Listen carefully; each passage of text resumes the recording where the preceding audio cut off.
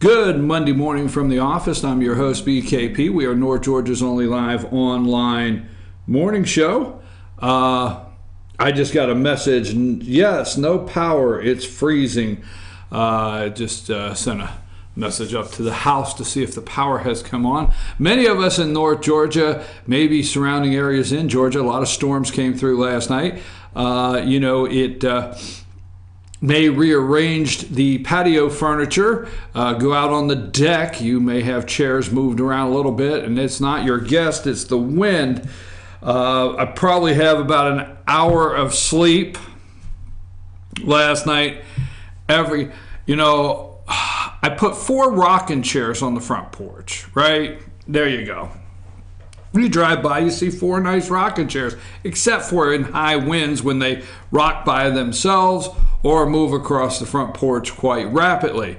No power this morning for many of us in North Georgia, including your host. So, good morning. I hope you had a nice weekend. It was a beautiful weekend. It just turned a little cold and rainy yesterday afternoon. And so that's what we're dealing with into Monday morning, and I understand this storm is going to take a while to move out. What all happened this weekend? There was the Taste of Blue Ridge for a fundraiser for the Humane Society of BlueRidge.org, and it was quite a success, over 600 people there, and we hear it was quite a big success. You can go to our Facebook page, Fetch Your News Facebook page, and there's a photo album of maybe 100 pics, if not more, on the Facebook page there, and you can get a good look at Saturday night Taste of Blue Ridge. Quite an event. Saturday morning, trying to remember everything I've done this weekend. Saturday morning, I went over to Flowery Branch and got the opportunity to host a debate for the Georgia Insurance and Safety Fire Commissioner. And all 3 candidates were in attendance. There was Jim Beck, Jay Florence, and Tracy Jordan. Ms. Tracy Jordan will be our guest at 9 o'clock this morning. She'll be with us at 9 o'clock as we continue our series of talking to candidates every day, whether it be state or local offices. Do we have the Board of Education guest tomorrow? We're going to line up. Do we have that tomorrow, Amanda? Yes, we are going to have a Pickens County Board of Education candidate, Tucker Green, on the show tomorrow. Okay, but let me ask you a question. Now, this should not change anything. The bottom line is a candidate is a candidate is a candidate. But how old is Tucker? Tucker, I'm not sure. I know that he did graduate high school in 2016, so he's a young guy. So he graduated in 2016 and he's running for Board of Education. Yes, this guy's got a good little head on his shoulders. Okay, so we're going to have him in here? Yes, we're going to have him in studio. So Tucker Green, right? Yes, Tucker Green. Graduated in 2016 from Pickens County High School, and he will be in studio. Yep. Tomorrow, running for Board of Education in Pickens County. I love it. All right, 9 o'clock again. I'm going to just say this and move on because I want to set up some things today.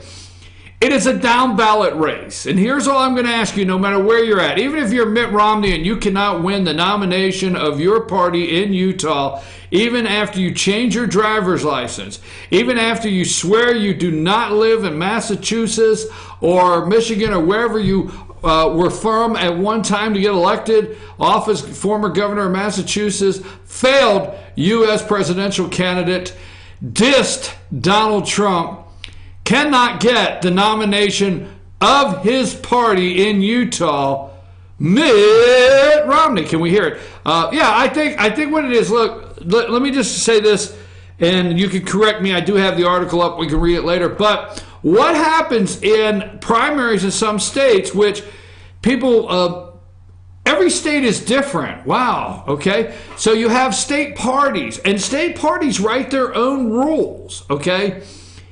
If you go to the state party convention or whatever it is, and all the delegates at the state party convention, however it works, this is Utah, folks, Utah. If you come away with 60%, okay, of the vote, of the delegates of your party at your convention, you do not have to face a primary challenger. The party will endorse you. They will come out and say, this is the Utah Republican Party nominee.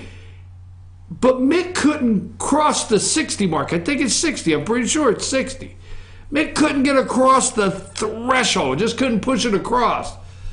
It's sad. I mean, Mitt keeps running and running. He's like the Energizer Mitt. Well, let's move on from that, okay? So, I don't even know what I'm talking about. So you have down ballot races. Get him off the screen. I do not want to see him any longer. He's Mitt Romney. So you have down ballot races in every state. We have been on here and you're listening to the media. Okay, you're listening to the media talk about 2018, how Congress, how the House of Representatives may flip back to the Democrats, all right? You're listening to state races for state Senate, and you're listening to state Senate, and you're listening to your state House races, your governor races.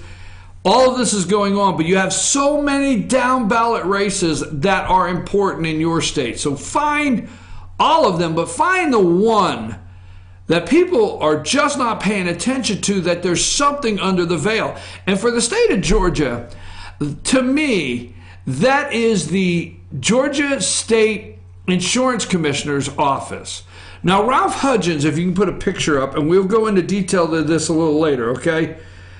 Ralph Hudgens has made an absolute mess of this office. An absolute mess. My opinion, BKP, Ralph Hudgens is a disaster for insurance commissioner. He has been a terrible insurance commissioner.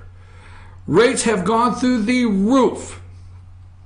He has had an audit that where he was pulling out of one pile of money and putting it in another for administrative and giving out all kinds of raises. And over in the fraud department, where there should have been $4 million, there was $1 million. So the special fraud investigation unit for $4 million only had $1 million. He is not put every fire inspector or done anything where that's concerned to any significance to where the positions are filled properly. You inspect this office inspects hospitals, schools, nursing homes. Okay, the list goes on of what your courthouses, everything they inspect. They investigate arson, and this person appoints the state fire marshal. Okay, enough said. I feel he's made a disaster out of it. So, who will have the voters' interest in this office, or the special interest and lobbyist between the three candidates? Will it be Jay Flores, okay, candidate? Will it be Jim Beck, candidate? Will it be Tracy Jordan? Because this is Jay Flores, right? I can't see across the room. He's a candidate. Jim Beck's a candidate. And Tracy Jordan's a candidate. We're going to look at some campaign finance reports from these three candidates and let you decide who you think will be holding to the insurance companies, special interest, and lobbyists, and who will have your best interest as the citizens of Georgia with these skyrocketing rates, insurance rates, and list goes on. So I'm going to get into that a little later today. Now, Macron, I have to say that, Macron, right? French President Macron is here. And let me tell you my opinion, all right? As Macron is here to try to save the EU, to try to save the Paris Climate Treaty, to try to save and stop President Trump from really putting these tariffs on the EU. The EU has troubles, folks. They have trouble, okay? We have Brexit that said, hey, we want out. The EU has basically been exposed to who they really are. Trump is going to put tariffs on the EU. People are not happy because Angela Merkel, Trump said to her one time, said, you know, I look out the window, and they all make fun of Trump. President Donald Trump said, you know, Angela, I look out the window, and everywhere I look, German car, boom, boom, boom, BMW, they're flying back and forth everywhere. Hey, do you guys have Chevys and Fords running up and down the road like we do German cars? I don't know. I don't think it's a bad question. But, you know, they've made a lot of fun of Trump where that's concerned. My feeling is Macron. I'm always waiting like for the Pink Panther. Macron is here to save the EU with the tariffs, okay? To save the Iranian nuclear deal, to save the Paris climate agreement, to get Trump back in it, and to end, this is my opinion, he is here to end, try to talk Trump out of, okay, his America First policy. Because yesterday, with Chris Wallace, I watched the interview with Macron. Macron's going to be the first state dinner. The French President Macron. Okay, and so I think he wants to, because he kept saying the allies. The president has to, he can't start war with everybody. He has to remember the allies. And my opinion on that is he is going in there to discuss their globalist agenda and convince President Trump to abandon this harsh America First policy.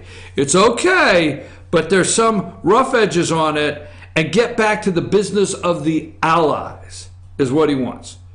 So be careful with this visit, folks. Be very careful. The only thing I heard yesterday, I know it's making fun of the guy, but he's sitting there with Chris Wallace, and Chris Wallace is trying to keep a straight face.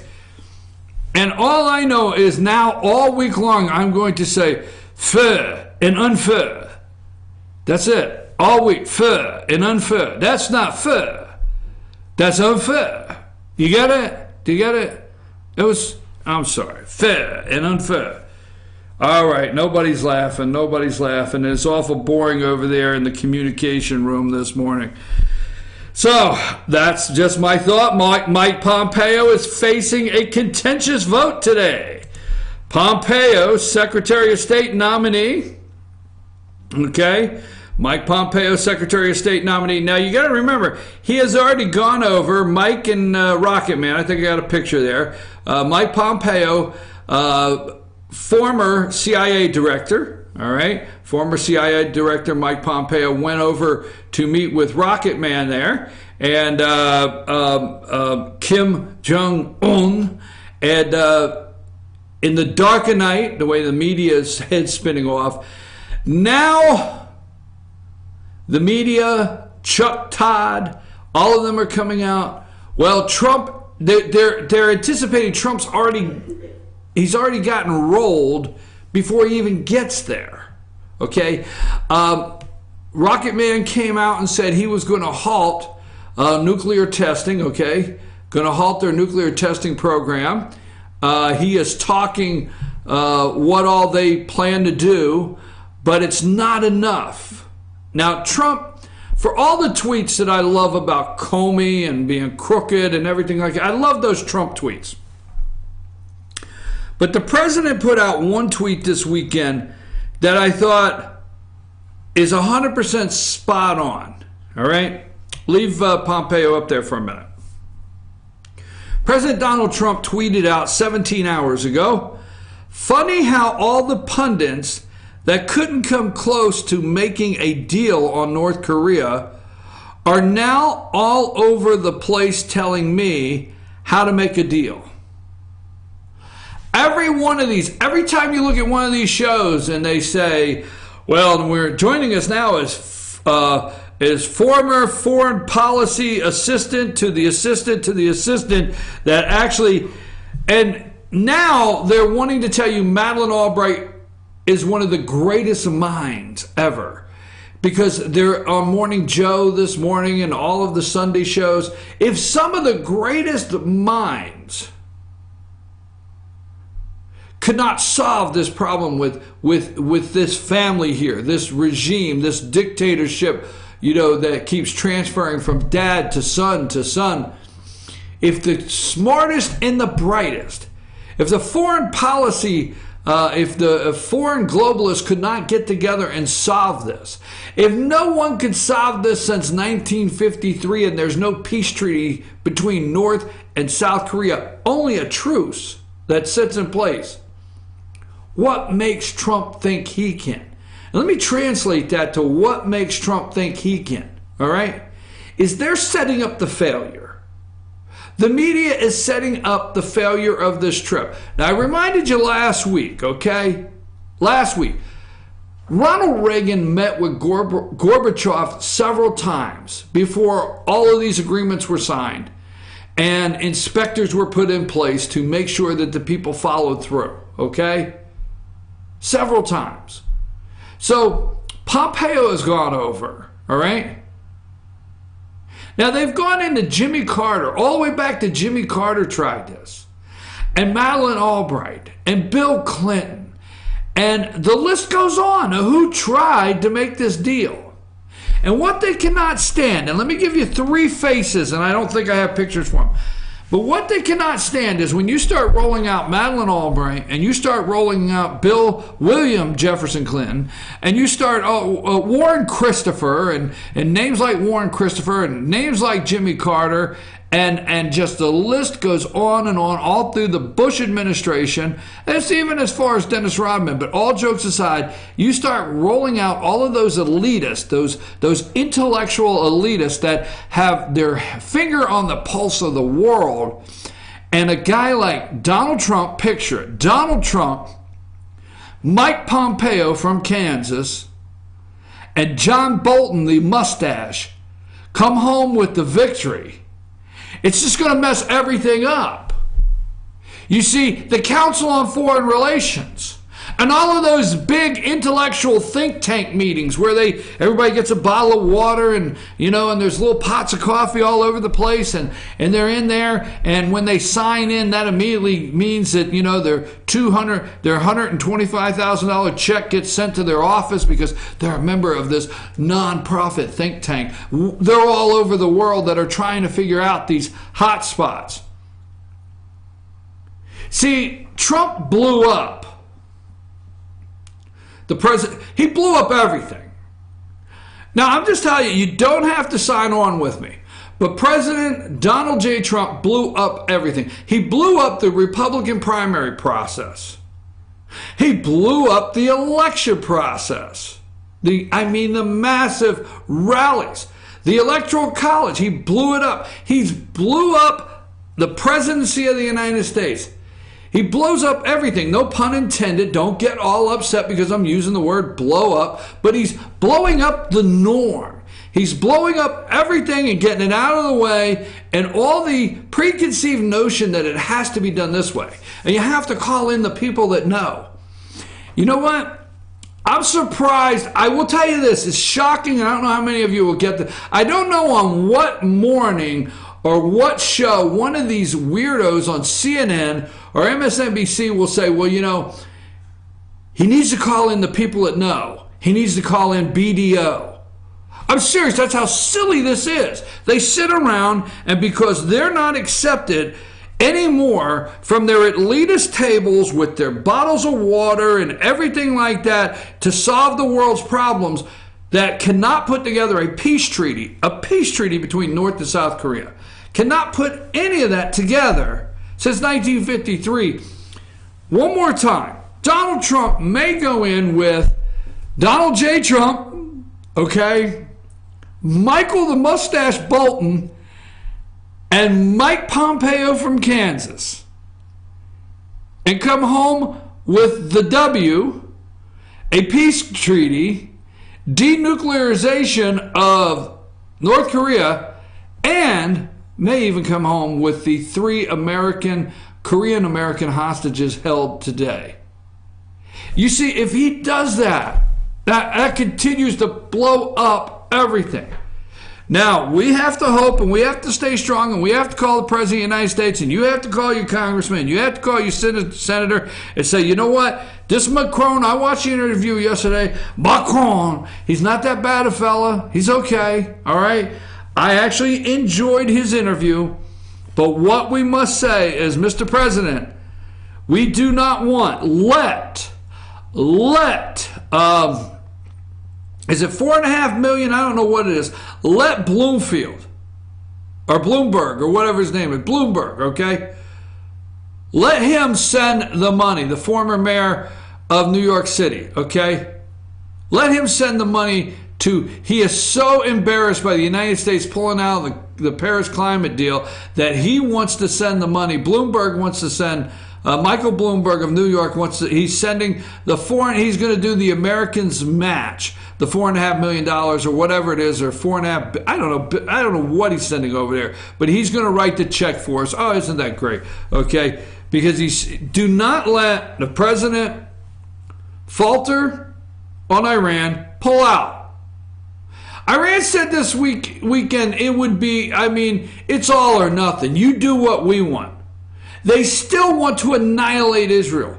Iran still to this day talks of the trigger. They have their finger on the trigger and they will annihilate and wipe Israel off the face of the map. Really? By the way, America, Iran still hates you. Okay? By the way, by their national security advisor or whoever it is that was on TV this weekend, it's all or nothing. America, you pull out and you will wish you never did. Donald Trump, pull out of that or renegotiate it. Paris climate deal, do not get back in that, okay? In North Korea, full steam ahead. I hope you come home with the W with you, the mustache, and Pompeo. Now, Michael Pompeo, all right, this guy here faces a pivotal vote. Now, you got to understand, the same Senate, okay? The same Senate, same committee, all of this stuff, the same committee, same Senate, everybody, it's the same cast of characters up there that voted for this guy to be the head of the CIA. They voted for head of the CIA.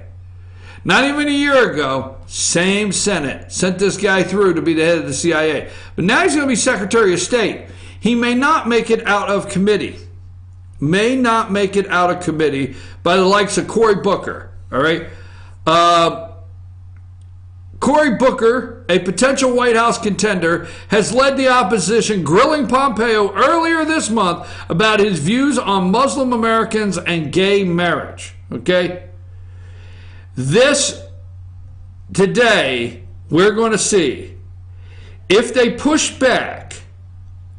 If the pushback is this bad on Pompeo, because I think he will get nominated. I think he will get confirmed today. What say you? Okay? I think he will. I'm a little concerned on the pushback. I hope he's confirmed. But again, you got to understand the deep state and how they do not want.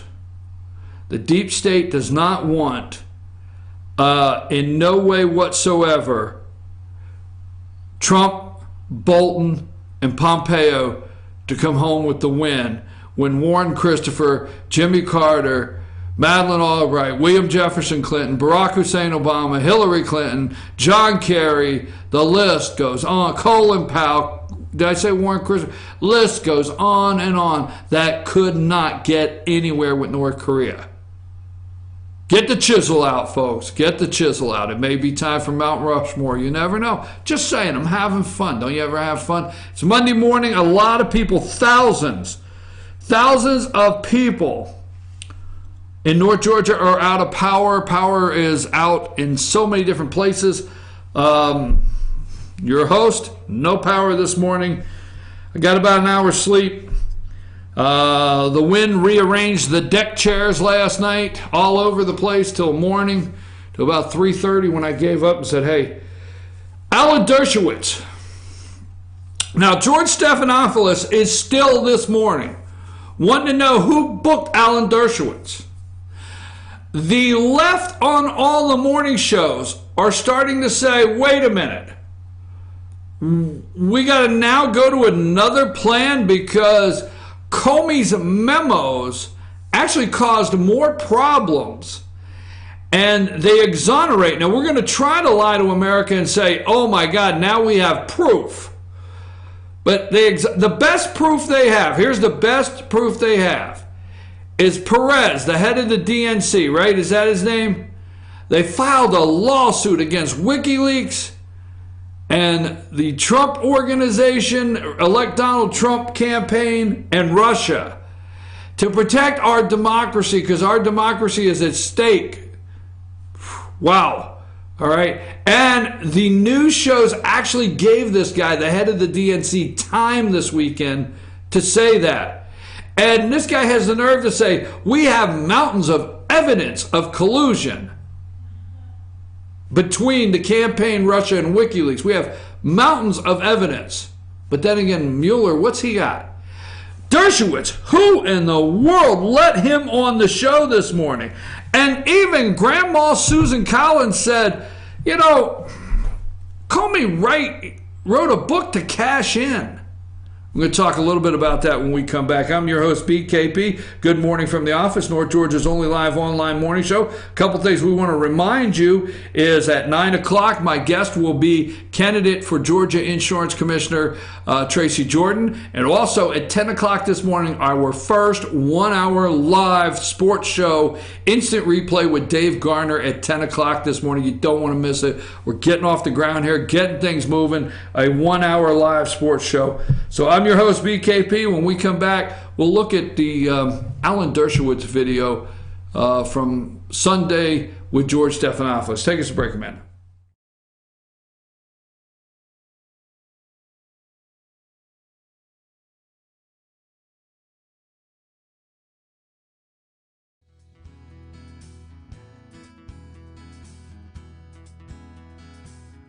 Hello, my name is Chad Watkins. I'm the manager at Larry's Body Shop.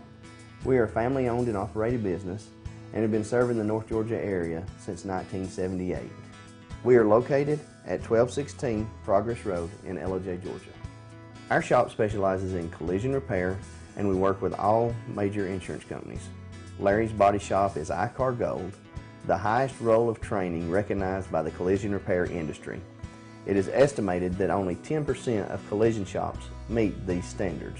Our shop consists of state-of-the-art equipment such as laser measurement system, down-drive spray booth, spot and MIG welding equipment. All of our paints are mixed on-site so that we can guarantee your paint to match every time. I know that having an accident can be a stressful event. We take pride in making sure our customers are satisfied with the repair of their vehicles. Our waiting area is clean and comfortable with free Wi-Fi and refreshing beverages. So if you're in an accident, stop by and see us at Larry's Body Shop. Circuit World, brand name merchandise at unbelievably low prices. Furniture, appliances, and electronics. Circuit World is locally owned and operated, serving the tri-state area. Circuit World has highly trained professionals to help. Visit your hometown Circuit World today. 3 locations in Georgia, LJ, Blue Ridge, and Blairsville, Franklin, and Murphy, North Carolina. No credit checks, so let Circuit World deliver to you today. North Georgia Diamond is your source for diamonds. Come on in to view the area's largest selection of fine jewelry at North Georgia Diamond. All repairs and designs are done on-site by our jewelers. And North Georgia Diamond has the lowest prices on loose diamonds. You can also sell your gold, silver, and coins at North Georgia Diamond between Walmart and Lowe's in East LJ. Locally owned by Bill and Allison Craig, North Georgia Diamond is your source for diamonds in North Georgia. In 1981, Reed Nicholson began selling tires out of an old barn in Mineral Bluff. Little did he know that he had just laid the groundwork for the most trusted names in automotive services in the Blue Ridge area. In 1997, Nicholson Tire Center became what it is today, holding the same values of faith, family, and great customer service. 2 locations to serve you, and the Blue Ridge location is currently expanding to offer fast service and the largest U-Haul provider in Georgia. Nicholson Tire Center, Blue Ridge, and Mineral Bluff. Medium Pizza Hut pizzas just... North Georgia Diamond is your source for diamonds. Come on in to view the area's largest selection of fine jewelry at North Georgia Diamond. All repairs and designs are done on site by our jewelers. And North Georgia Diamond has the lowest prices on loose diamonds. You can also sell your gold, silver, and coins at North Georgia Diamond between Walmart and Lowe's in East Ellijay. Locally owned by Bill and Allison Craig, North Georgia Diamond is your source for diamonds in North Georgia. In 1981, Reed Nicholson began selling tires out of an old barn in Mineral Bluff. Little did he know that he had just laid the groundwork for the most trusted names in automotive services in the Blue Ridge area. In 1997, Nicholson Tire Center became what it is today, holding the same values of faith, family, and great customer service. 2 locations to serve you, and the Blue Ridge location is currently expanding to offer fast service and the largest U-Haul provider in Georgia. Nicholson Tire Center, Blue Ridge, and Mineral Bluff. Medium Pizza Hut pizzas just $5.99 each. Did they say Pizza Hut? For $5.99?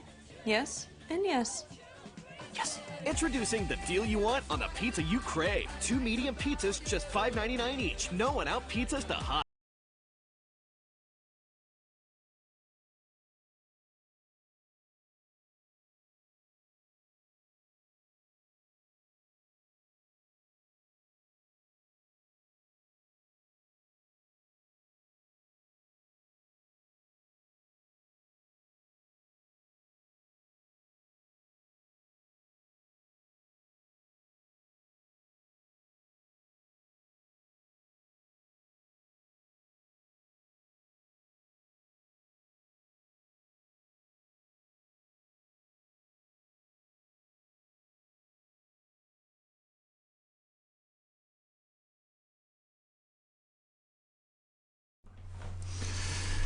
And we're back. I'm your host, BKP. Good morning from the office, North Georgia's only live online morning show, folks. We had an interesting Sunday show circuit there. The panel, what they do on Face the Nation, Chuck Todd, MSNBC, or whatever, Chris Wallace, ABC, George Stephanopoulos, what they do is they try to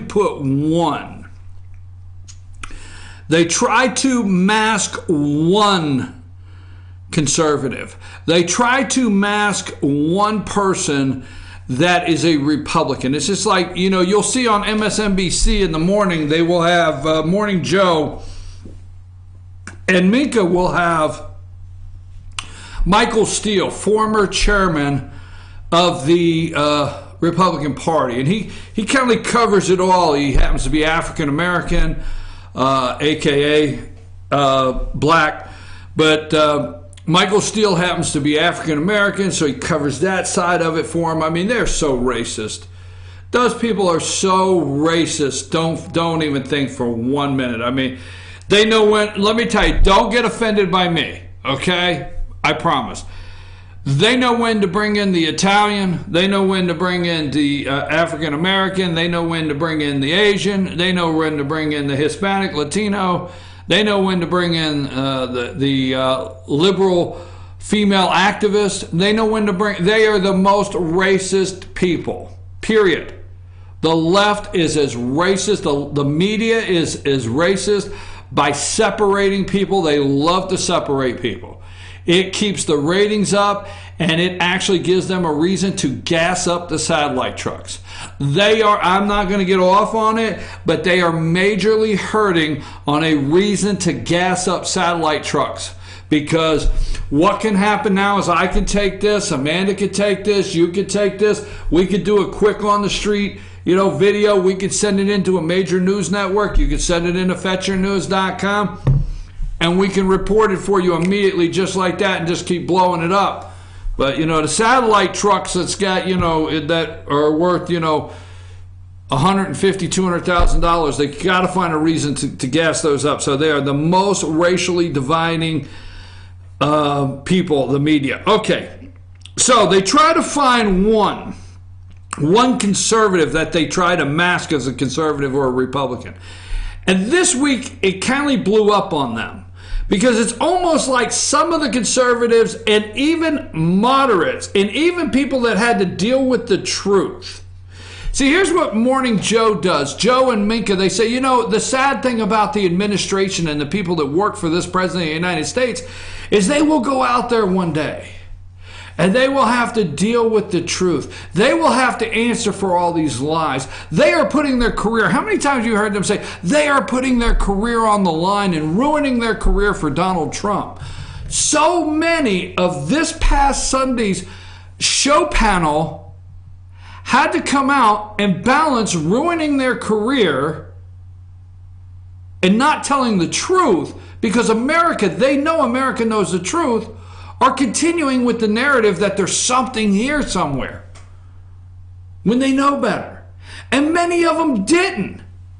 And the moderators of the show or the host of the show like Stephanopoulos and these guys and Chuck Todd, they didn't know what to do because they were like cringing. When Susan Collins that comes out and that'll vote for anything that looks Democrat that, reeks of conservative politics says, cashing in on a book at a time there's an open investigation. Now, let me just say a couple things here because I want to get to the point. The media never really, some do, but the mainstream media, as you can call it, lamestream and whoever they are, they never go into this. First of all FBI agents, all FBI top head in the upper level, okay, and all FBI, they sign an enormous amount of documents. Your life no longer belongs to you, period. Even when you leave, your life belongs to us. CIA, FBI, okay? Now, if you want to leave the FBI because you walk in, all right, and you want to talk about Cosa Nostra, you want to talk about being a made man, all right? They want to talk about mafioso.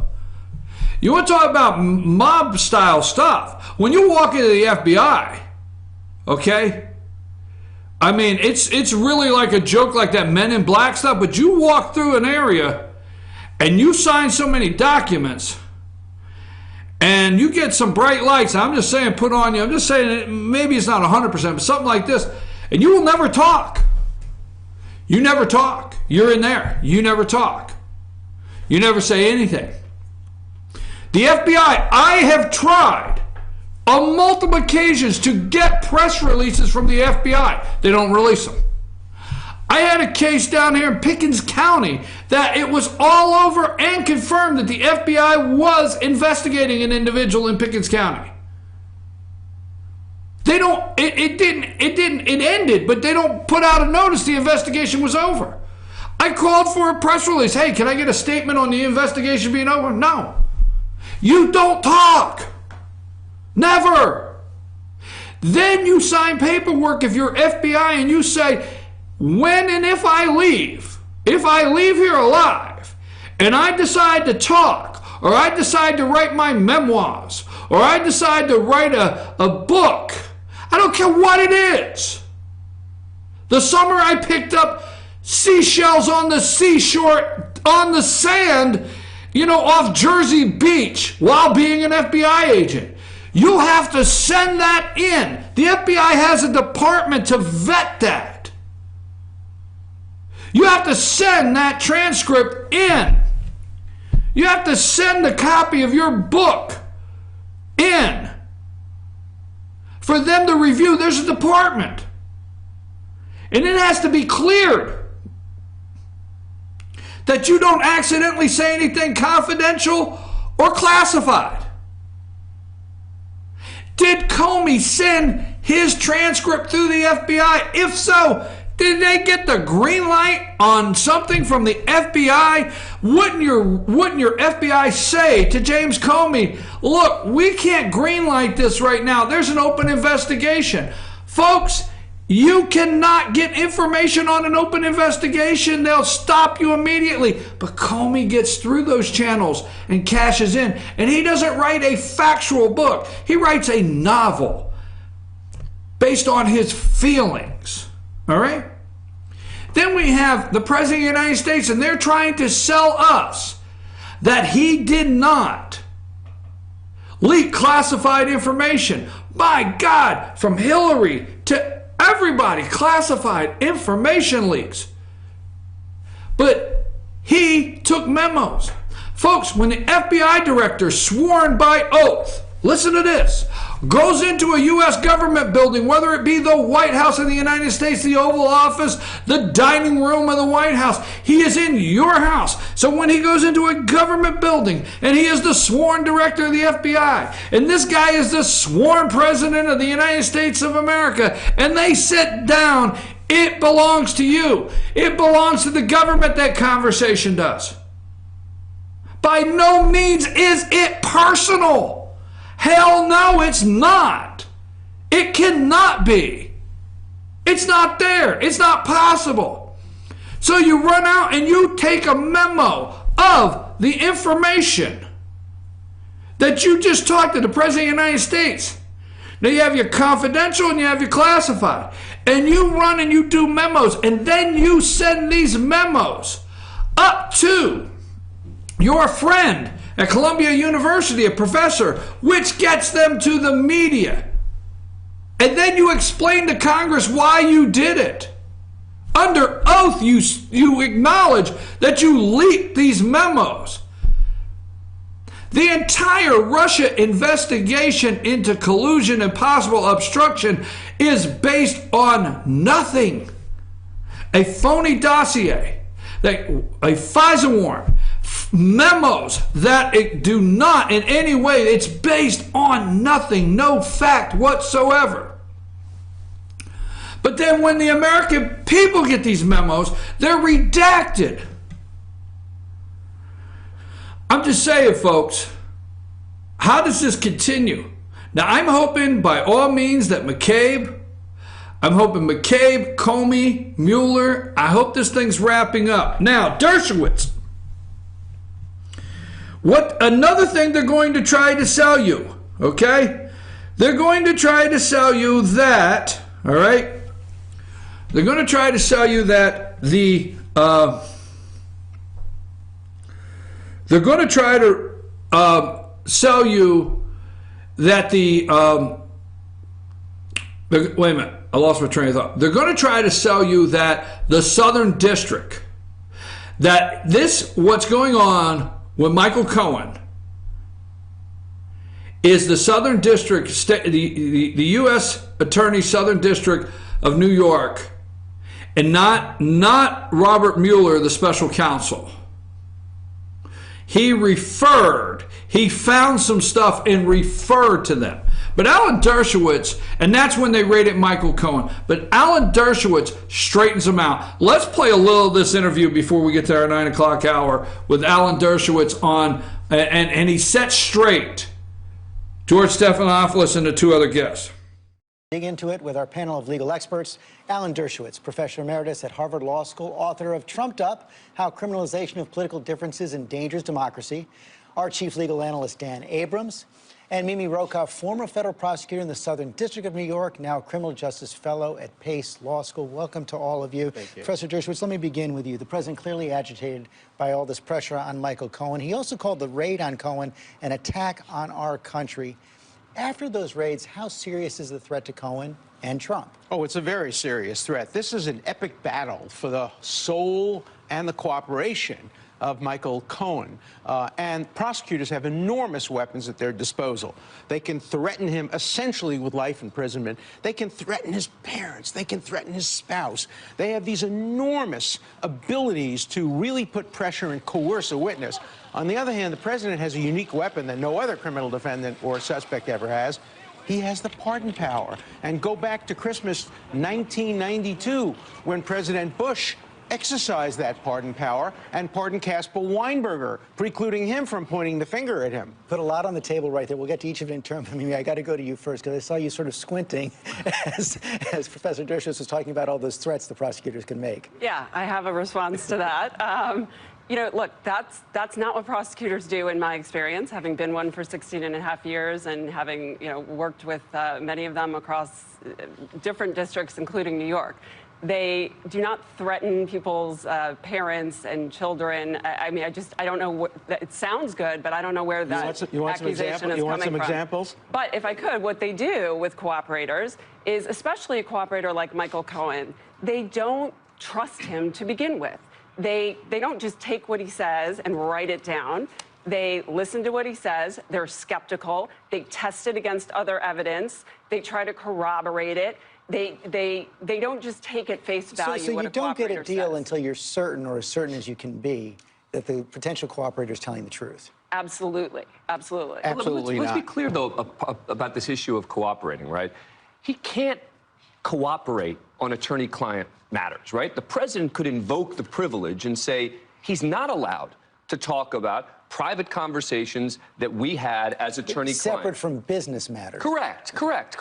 But my point is, they're going to be, everyone's sort of presuming that Michael Cohen could just flip on everything.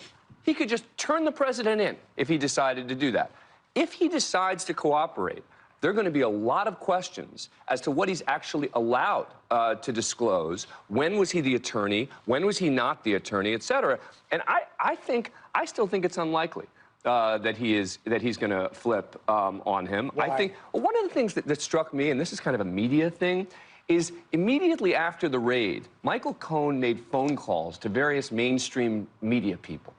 And it struck me that, gosh, for a team that shows such disdain for the mainstream media, why call these sort of big figures in the mainstream media if, you know, if that's the position? Well, Michael Cohen has always had deep ties to the yes, media. he has. There's no question about that. None of this stuff matters, and it doesn't matter whether he likes the president or doesn't like the president. What matters is the sword of Damocles hanging over his head.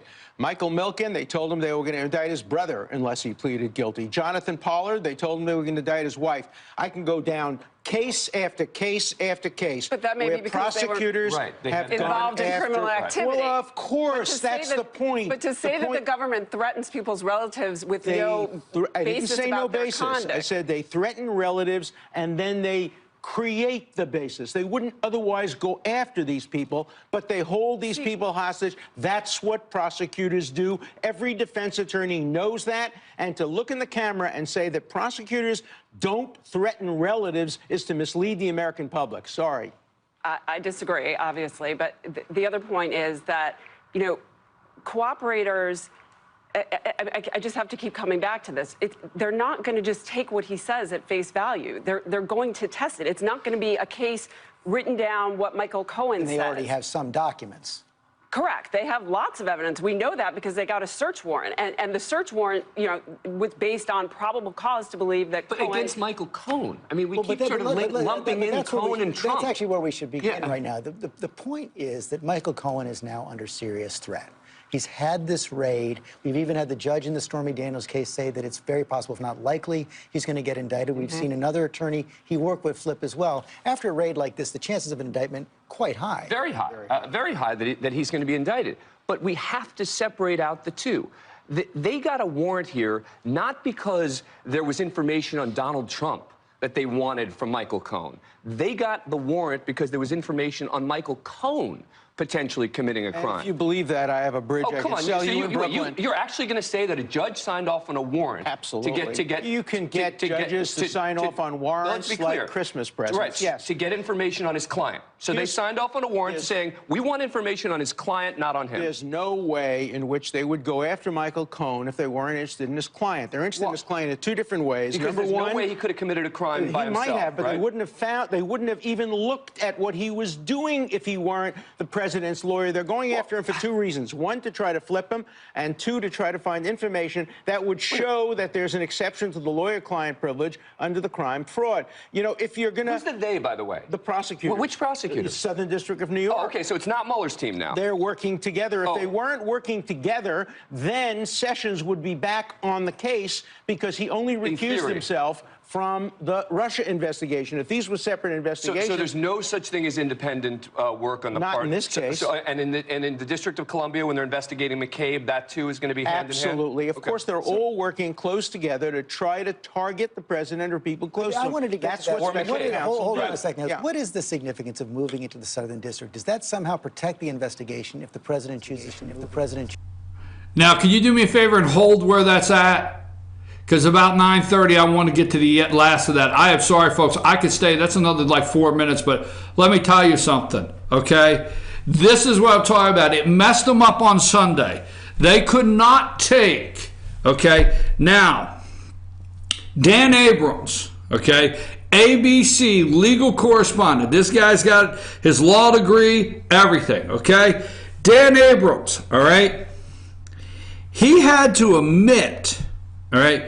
He had to admit, Dan Abrams had to admit that he can't cooperate on attorney-client privilege matters.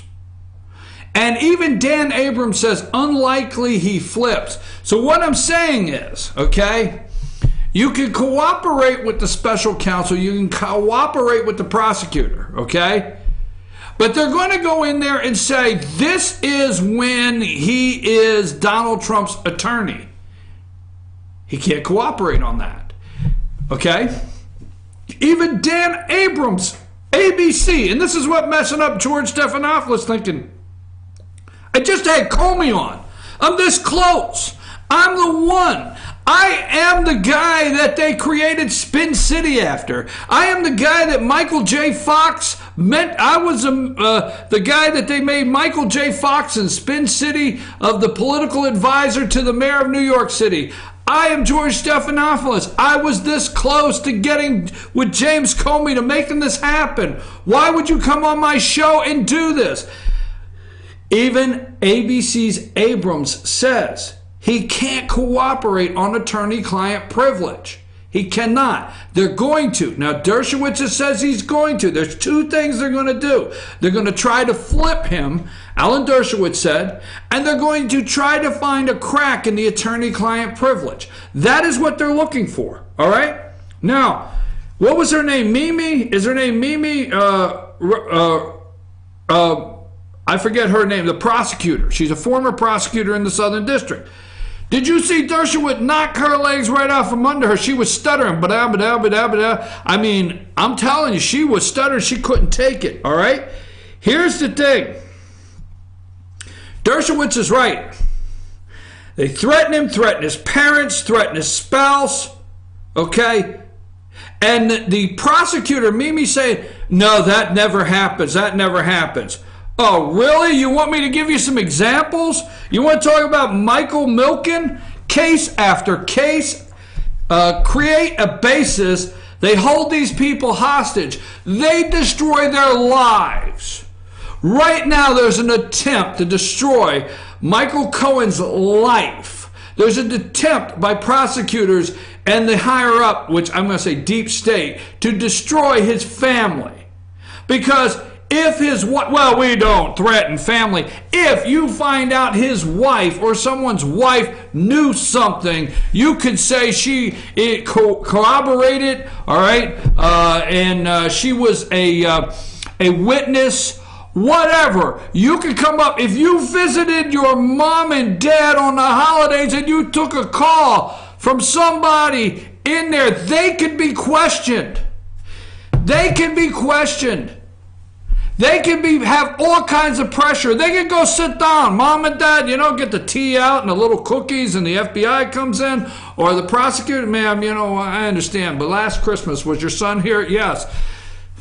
Did he eat dinner with you? Yeah, we got some questions for you. What kind of questions? We opened some presents. I got him a cardigan. Bada bing, bada boom. He bought the kids something. We had some cake. We had some turkey. There you go. Or maybe he's Jewish. Maybe he was here for Hanukkah. I don't know. Don't get on me. It's the point. He's right. They will work to destroy your life. Okay?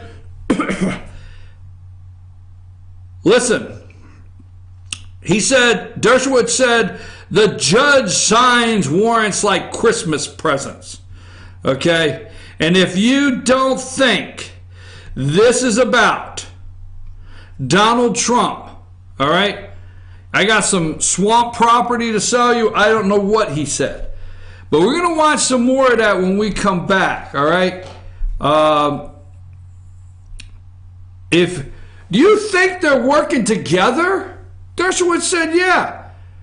They're independent. Dershowitz said, not in this case. So I'm going to go with Alan Dershowitz on this. In this case here, okay, the Southern District of New York and what's going on there with Michael Cohen is not independent. Do you think, like Dershowitz said, that they would be going after Michael Cohen if he wasn't the President of the United States Attorney and they don't think there's something in there they could possibly find? Absolutely not. Not in this case. Okay, I'm going to take a brief break here in just a minute. I'm going to take a brief break, and we're going to have switch gears at 9 o'clock. We're going to start into Monday morning here, our candidates. Every day we're trying to interview one or two candidates randomly for different offices. This one happens to be for the Georgia State Insurance Commissioner's Office. We're going to have Tracy Jordan. Now, my words, your host, BKP. I believe Ralph Hudgens has made an absolute mess out of the Insurance Commissioner's Office. I believe it's a disaster. I'm going to talk to Ms. Jordan about her run for office, Ms. Jordan, and see what she thinks. Does it need cleaned up in there? Does it need a turnaround? Does she think it might be a mess? We'll find out. I also want to know, do you think somebody should be able to take campaign finance money from somebody they regulate? See, the Public Service Commissioner cannot. If you're running for Public Service Commissioner in the state of Georgia, you cannot take money from someone you regulate. Wonder if that should be in the Insurance Commissioner's business issue. Okay, so I'm going to take a break. We come back. Don't forget, today at 10 will be our first. Now we're going to get this thing off the ground, and we're going with it. It's Team FYN Sports presents Instant Replay with Dave Gardner. We're all excited about that. I know, Amanda, you and Sam are tweeting it and pushing it out and Instagramming it and all the stuff that you do to get everybody ready. That's at 10 o'clock right after this show ends. Let's take a break, and when we come back, Tracy Jordan will be on with us.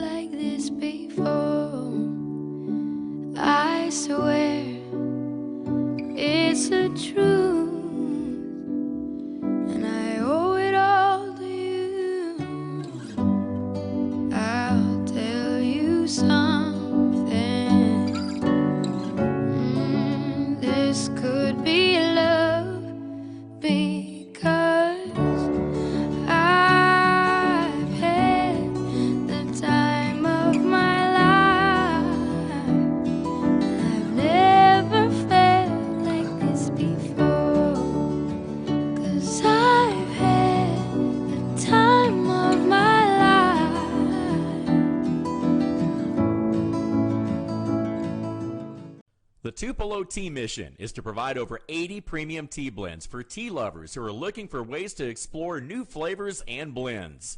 Come visit Tupelo Tea, located in beautiful downtown Blue Ridge at Sycamore Crossing.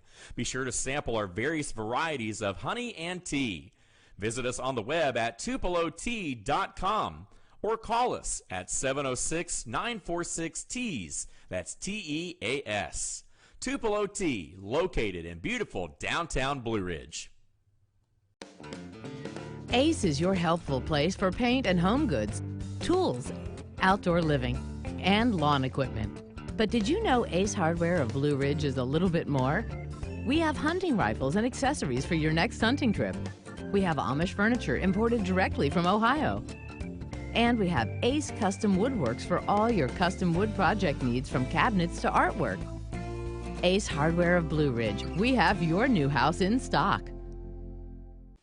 Hi, I'm Rhonda the Mattress Lady, and this is my husband Gary, owners of Mattress Overstocked in LJ next to Walmart. And we want to earn your business. From the time you walk in our door to the time we deliver your new mattress to your door, you will see the difference. Our selection and prices are the best in North Georgia, and customer service is our top priority. So y'all come on in and let us help you find the right mattress at the right price. That's Mattress Overstocked in LJ next to Walmart. Days ahead. Yellow pollen means green cash at Days Chevrolet in Jasper. The spring savings event is on at Days, and the discounts are deep. Now save up to $11,000 off select new 2018 Chevy Silverados, or up to $6,000 off select new 2018 Equinox. Pick any Chevy you want and save a bunch during the spring savings event going on now at Days Chevrolet in Jasper, where new Chevys cost less. Better days ahead, Days Chevrolet. Find new roads.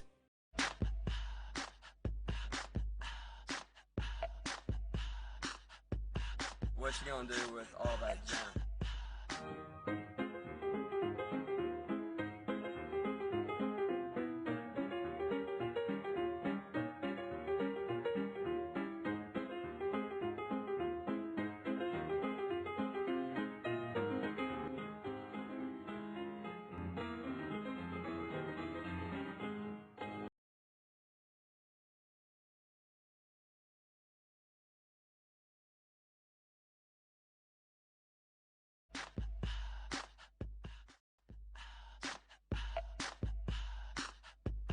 What you gonna do with all that junk?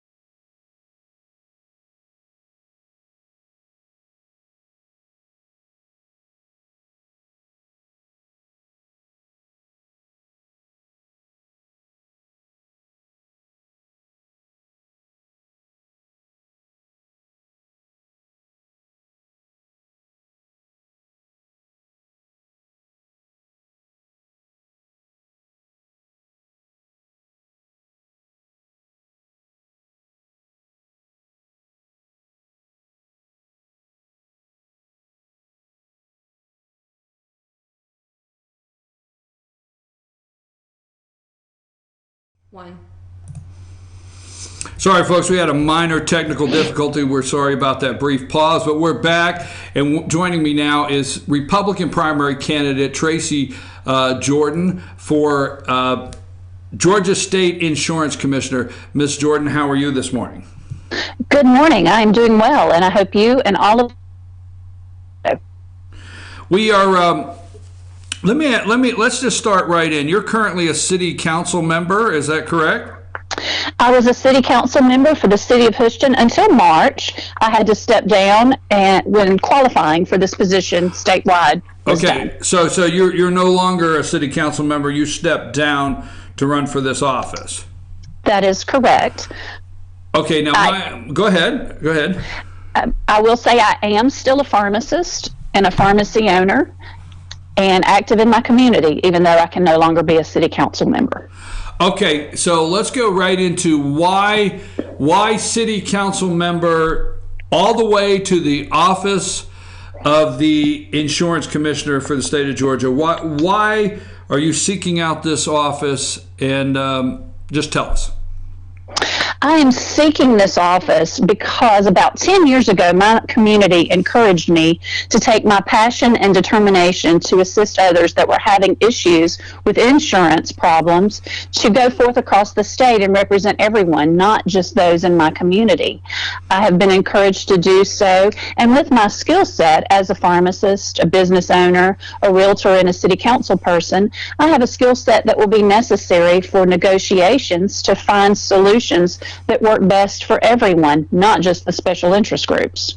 Now, Saturday, I asked you directly Saturday if you had read the audit, and you said yes. And my word is, okay, I read the audit. That was a nice, boring read. Anyhow, those are my words. I read the audit, 23 pages or whatever. And but I am shocked after I started doing the research on this office in the state of Georgia. I am shocked by what I find in the audit. I am shocked in what I'm finding that we furloughed some of the employees, that we've had to lay off employees. This office is kind of shocking to me, the situation that it's in right now. How about you? What did you see? I believe that we need to look over this office with a fine-tooth comb and a microscope and come up with some solutions. There are budget issues. I never believed that we need to solve a budgetary shortfall that was supposedly because of bad information by furloughing and laying off employees to solve the problems of overspending. That is simply not the answer. Well, let me say this. Let me ask you this. Do you believe, and I'm going to say I'm pretty sure that the Public Service Commission, if you're running for Public Service Commission, you're not allowed to take money from special interest groups or people that you regulate. If elected, do you think it would be important to maybe change that also to the Insurance Commissioner's office, that you could not take campaign finance money from people you regulate? It is my opinion that if you are taking money from special interest groups over the citizens of Georgia, that tends to get your best attention whenever there is a situation that would require mediation. We want to have a level and fair playing field, and I believe it's a conflict of interest somewhat if you're having large maxed out donations from these companies that you will be regulating. We need fairness and openness in decision makings, and unfortunately too many times if you look at the means, the motive, and the money, you find out where the problems originated. You know, one of the articles, you find out where the problems originated. One of the articles I read concerning the audit is that the current commissioner, Ralph Hudgens, did not send his legislative liaison before session at any time to ask for more money for his office in the budget, and just took it upon himself to increase wages and move money around from one department to another. What say you? What would be the top legislative things that you would send your liaison down to the Capitol and say that you would like to have this, or what laws changed or looked at in legislation for this office? Well, first of all, I have to say I don't believe that the legislature should have to prop us up when we have budgetary shortfalls. We need to be able to streamline the office, work within our budget, squeeze 99 cents out of every dollar, and be as productive as possible. I would certainly encourage conversations and negotiations if expansion is causing a budgetary shortfall. And I mean expansion of necessary services, not due to raises or hiring expansions that may not be needed. We need to look at that closely. And since I am not inside the office, it's difficult for me to make a blanket statement of what I would do. But I am a business person that knows how to surround myself with experts that can give me good information. And we would look at that and determine the best policy and the best way to proceed forward. What some people and myself we get confused. We just hear insurance commissioner. Does the insurance commissioner have the ability to regulate rates? I don't like the word regulate, but approve or disapprove insurance rates, whether it's homeowners, whether it's healthcare, whether it's car insurance, and what limitations does the insurance commissioner have in rates for the customers in Georgia? That is one of the first issues on my platform, is that I would petition the legislature to remove the 2008 legislation that has allowed insurance companies to file their rates and use them immediately, resulting in the escalating automobile insurance premiums. We need to have that authority back in the office of the insurance commissioner, as it was prior to 2008, so that the people across the state of Georgia can be protected from any rate increases. At this point, there could be some things done, but our current commissioner has not stood up to the company as strongly as I believe we should. We need that authority back in the insurance commissioner's office so that any rate increases are finally reviewed before passed along to the consumers.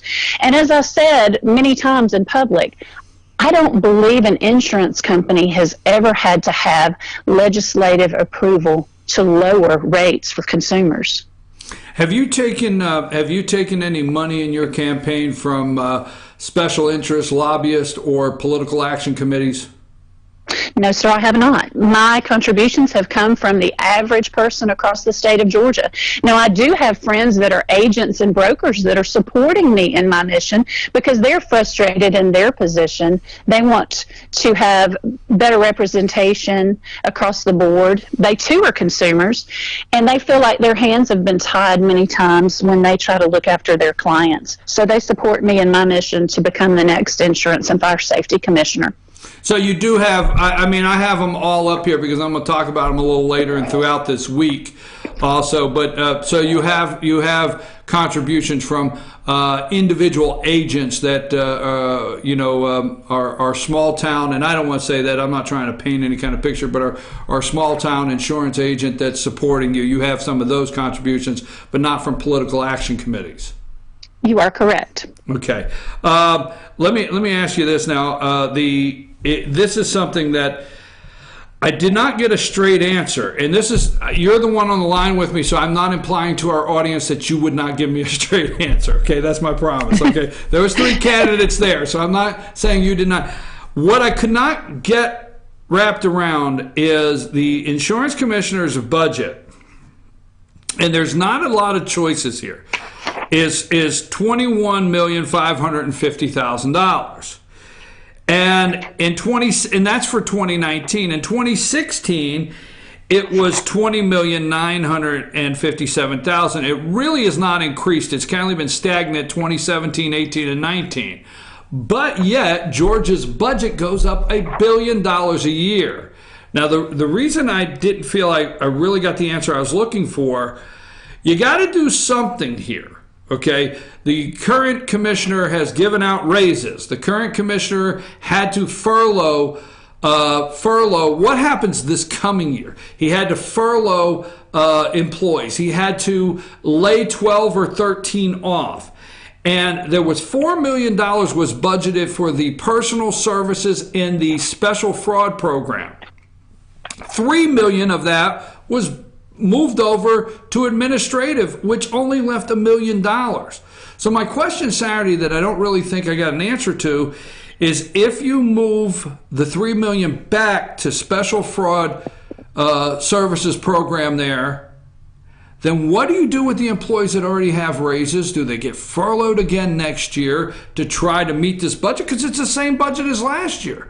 I mean, I guess I'm just confused at what do we do? Do we go back to the state and say we really need $3 million more, or just dig into it and see if we can make cutbacks to get everybody happy?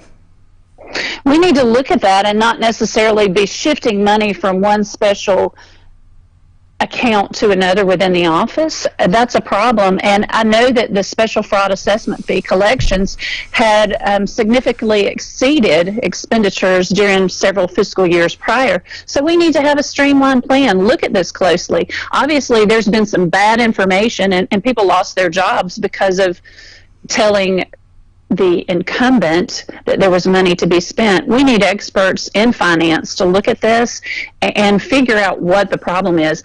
I'm not an accountant, I am not a CPA, but I do have close friends that are those, and this would require some investigation and thorough planning for how to best manage this budget, which is not being managed well. What is the special fraud program? I am looking at the audit now. On page 19, the special fraud assessment fees and companies. But isn't that an investigation? Isn't that the special fraud investigation program? That is what it was designed to be, and we need to figure out how to best use those funds. We don't need to be shifting them for administrative fees.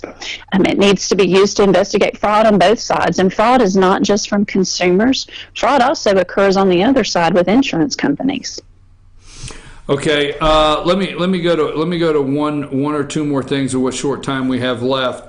Almost $8 million, $7,959,000, right at $7,960,000 is for fire safety. And some people do not, maybe don't know or are not aware that you would actually appoint the fire marshal. And there was a lot of questions Saturday, and I've gotten a lot of questions around the state that money has actually been moved out of fire safety budget and used elsewhere also. And there's so many fire safety jobs that are not filled, or programs that are not being, continued, so on and so forth. Have you looked at the fire safety side of it, and what are your concerns where that is? Fire safety is crucial, and as I mentioned, we would need to look at how to best staff that. I don't believe it should be understaffed. It is absolutely crucial. We should not be moving line items from one segment of the budget to another to cover shortfalls. And I have consulted with many fire chiefs and former fire marshals, actually, that have ideas for education and streamlining and how to best make this division more effective so that we can best look after the citizens of Georgia. The fire safety, hospitals, nursing homes, schools, courthouses, I mean, you name it. These are these elevators. These are inspections that the state is responsible for. And there's a lot of concern, but see, I keep hearing it's not just from you, Ms. Jordan. I heard from the other two candidates is there's positions that are not filled. But there's an audit that there's an overrun. There's money moved from one budget. Obviously, you're not in there. You're running for the office. There's money that seems to be moved out of one column to another column. And it's not that the money is missing. It's just being used elsewhere and not in certain areas.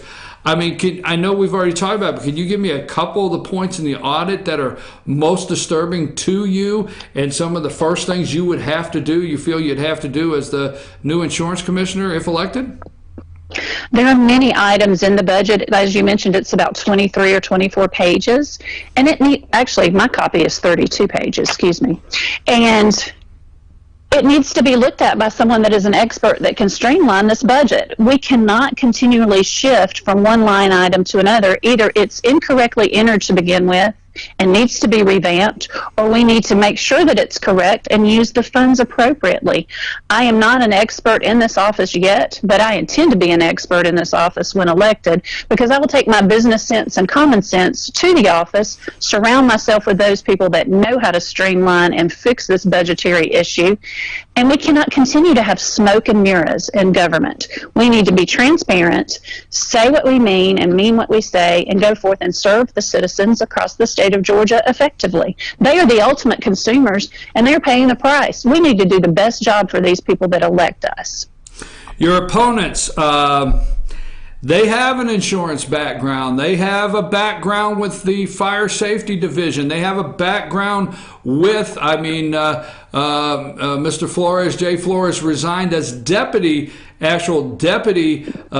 director, commissioner of this office to run for the office.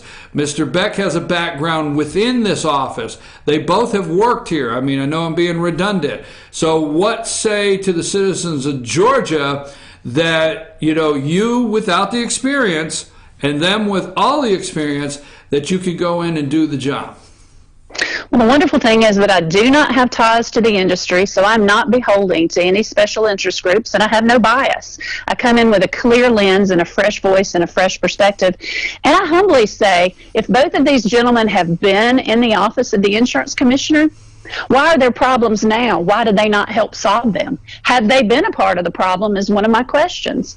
I am a completely fresh voice outsider that comes with it with business sense and common sense and none of their connections. I believe if I had been in their position, and especially if I had been a recent deputy, I would own up to any of the problems that might be in the office, and I would have had solutions on how to fix them other than to furlough and lay off employees.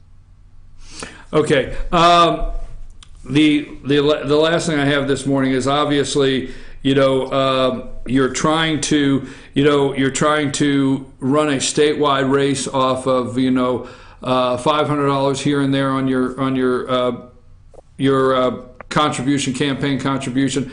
How's it going out there? Are you?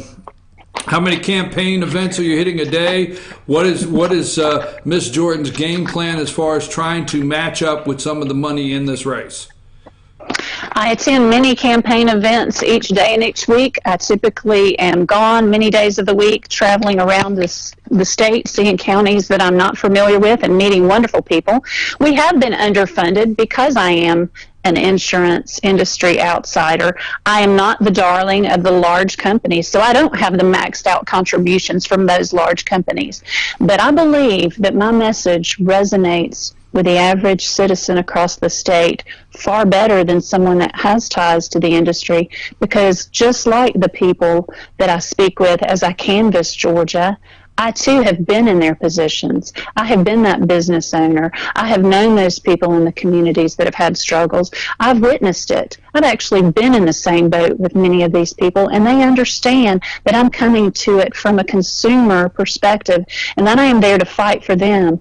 I would much rather have 10 $100 contributors, because I have an army of 10 people that have skin in the game and a stake to see me succeed, rather than have those one maxed out contributors that are the special interest groups, because ultimately the dollars do not equal the votes. Each person casts a vote, and I believe that with the people across the state supporting me, we can go forth and make a huge difference and an impact for the better for the consumers of Georgia. When I go to political forums, town halls, or meet the candidate, meet and greet, or Republican Party, and you know what I'm talking about, it's every night, it's election season. I go somewhere every night myself. A lot of times when there's a candidate there, or one of the questions I will hear the most in the room from the audience is, would you support us being able to purchase insurance across state lines? And some of the thought process is the current insurance commissioners in a lot of these states, they have to validate their existence, and if we sold across state lines, there wouldn't be their existence wouldn't be as important, and and there would be no need to have ties to some of these insurance companies, and they would like that. They don't want that. That's just me. I don't know. I kind of messed that up, but that's what I hear a lot. Do you hear that when you go into a lot of the rooms when people ask questions? A lot of people do ask about competition across state lines, and I believe that is a good thing. politicians and business owners need to check their egos at the door and do what is best for the people in the state of Georgia. And competition causes everyone to elevate their game. It makes everyone step up and do the best, and I think that the consumers will be the ultimate beneficiaries if we have more competition. Now, that being said, any company that comes into Georgia would have to be regulated and make certain that they're solvent and able to serve the needs of the people of Georgia, and they would have to follow any of our rules to the same degree, even if rules were more lax in another state. But this would bring about a positive change for the people of Georgia to have more competition, to lower rates, and get better service.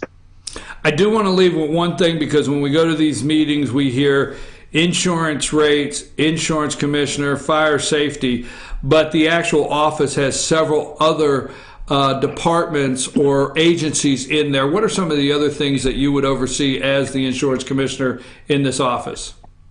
It impacts everything from automobile insurance to health insurance to homeowners insurance to flood to industrial loans. There's so many ways that this office touches the lives of every person from the moment their feet hit the floor in the morning until they go to bed at night. It's a crucial part of your everyday existence, and for so long it's been overlooked. It's not a glamorous position, it's a tough job. It's one that's going to require a serious person to form some serious solutions to these problems that we've had. We need to have someone that is young enough to get in and have energy and roll up their sleeves and fight this battle to make it better, but they also need to be old enough to have some real-world experience. And I'm proud to say I've had 27 years of real-world business experience serving people in my area, and I am prepared, if the people of Georgia are willing to give me their support,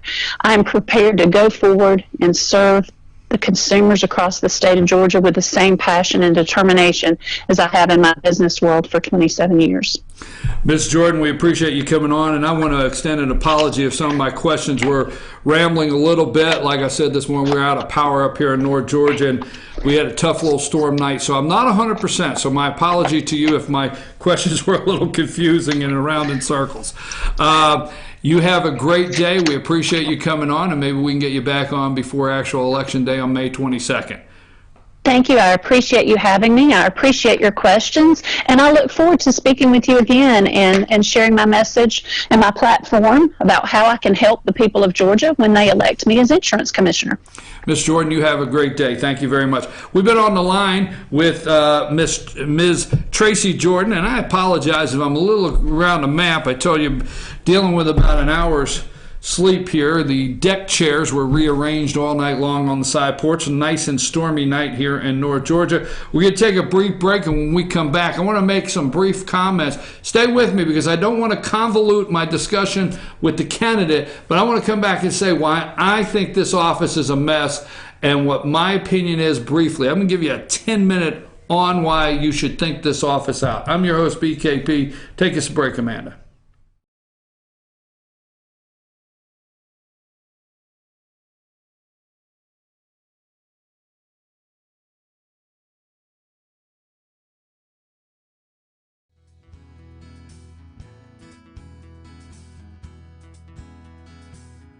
Hello, my name is Chad Watkins. I'm the manager at Larry's Body Shop. We are a family-owned and operated business and have been serving the North Georgia area since 1978. We are located at 1216 Progress Road in LOJ, Georgia. Our shop specializes in collision repair, and we work with all major insurance companies. Larry's Body Shop is ICAR Gold, the highest role of training recognized by the collision repair industry. It is estimated that only 10% of collision shops meet these standards. Our shop consists of state-of-the-art equipment such as laser measurement system, down-drive spray booth, spot and MIG welding equipment. All of our paints are mixed on-site so that we can guarantee your paint to match every time. I know that having an accident can be a stressful event. We take pride in making sure our customers are satisfied with the repair of their vehicles. Our waiting area is clean and comfortable with free Wi-Fi and refreshing beverages. So if you're in an accident, stop by and see us at Larry's Body Shop. Circuit World, brand name merchandise at unbelievably low prices. Furniture, appliances, and electronics. Circuit World is locally owned and operated, serving the tri-state area. Circuit World has highly trained professionals to help. Visit your hometown Circuit World today. 3 locations in Georgia: Ellijay, Blue Ridge, and Blairsville, Franklin, and Murphy, North Carolina. No credit checks, so let Circuit World deliver to you today. North Georgia Diamond is your source for diamonds. Come on in to view the area's largest selection of fine jewelry at North Georgia Diamond. All repairs and designs are done on site by our jewelers. And North Georgia Diamond has the lowest prices on loose diamonds. You can also sell your gold, silver, and coins at North Georgia Diamond between Walmart and Lowe's in East Ellijay. Locally owned by Bill and Allison Craig, North Georgia Diamond is your source for diamonds in North Georgia. In 1981, Reed Nicholson began selling tires out of an old barn in Mineral Bluff. Little did he know that he had just laid the groundwork for the most trusted names in automotive services in the Blue Ridge area. In 1997, Nicholson Tire Center became what it is today, holding the same values of faith, family, and great customer service. 2 locations to serve you, and the Blue Ridge location is currently expanding to offer fast service and the largest U-Haul provider in Georgia. Nicholson Tire Center, Blue Ridge, and Mineral Bluff. Medium Pizza Hut pizzas just $5.99 each. Did they say Pizza Hut? For $5.99? Yes, and yes. Yes. Introducing the deal you want on the pizza you crave. 2 medium pizzas just $5.99 each. No one out pizzas the Hut.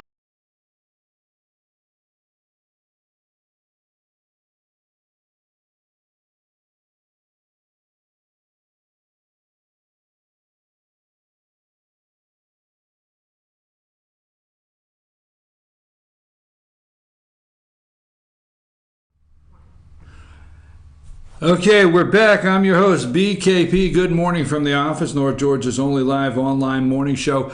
Let's put up where the people can get in touch with us. I mean, is that not like what you do? Like, it is. We've just been going. Why? What's this we stuff all of a sudden? Hey, this is your show. It's not fair. You said this is not fair. It's unfair. That's what Macron said this weekend on the interview. This is not fair. It's unfair. What the heck? Okay, so if you'd like to get in touch with the show, it's chief@fetchernews.com. Chief@fetchernews.com. 706-889-9700. That's our 24-hour-a-day, 7-day-a-week news hotline. Or you can text the show. Tell us what you think. Follow us on Twitter @FetcherNews, @FYNTV.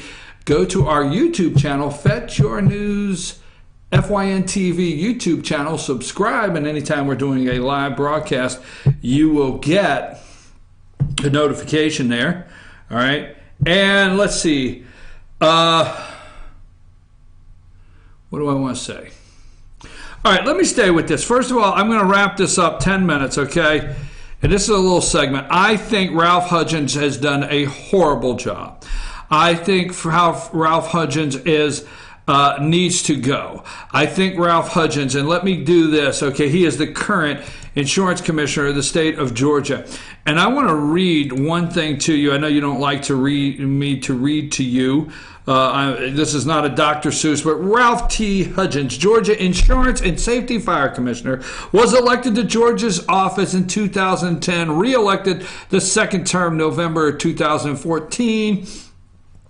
In addition to being insurance commissioner, Hudgens is also the safety fire commissioner, industrial loan commissioner. His duties include regulating approximately 1,600 insurance companies. This has how many insurance companies you have to oversee. Licensing.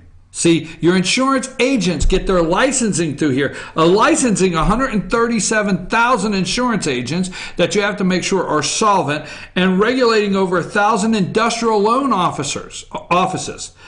As safety fire commissioner, Hudgens appoints the state fire marshal, overseeing the state arson unit, regulates explosives and hazardous materials, and is reasonable for inspection of public buildings for compliance within the state fire code. That's what he's responsible for, okay? Huggins worked for Shell Chemical Company, a division of Shell Oil, all right, in the management. And I'm trying to get to where he began with an appointment to the U.S. Department of Agriculture by President Bush. He went on to be elected to the Georgia House and then the Georgia Senate, serving 14 years until his election as insurance commissioner. He is a politician. He is a lifelong establishment politician. Now, listen to this. Because of his service as chairman of Insurance Committee, vice chairman of both the Ag Committee and Banking Committees, Huggins is one of the state's foremost experts on insurance, business regulations, and consumer issues. A loyal Republican. He has served as the GOP delegate to local, state, and federal level. He is committed to the party platform of lower taxes, less government, and strong family values. The establishment. He has made a mess. Now, I am not advocating, all right? I promise I am not advocating I'm not advocating for more money to be spent. I'm just telling you, you're looking at an office that is not gone up. Every time I meet and speak to the leadership in Georgia, whether it be the House or the Senate, and I say, why is Georgia's budget going up $1 billion plus a year?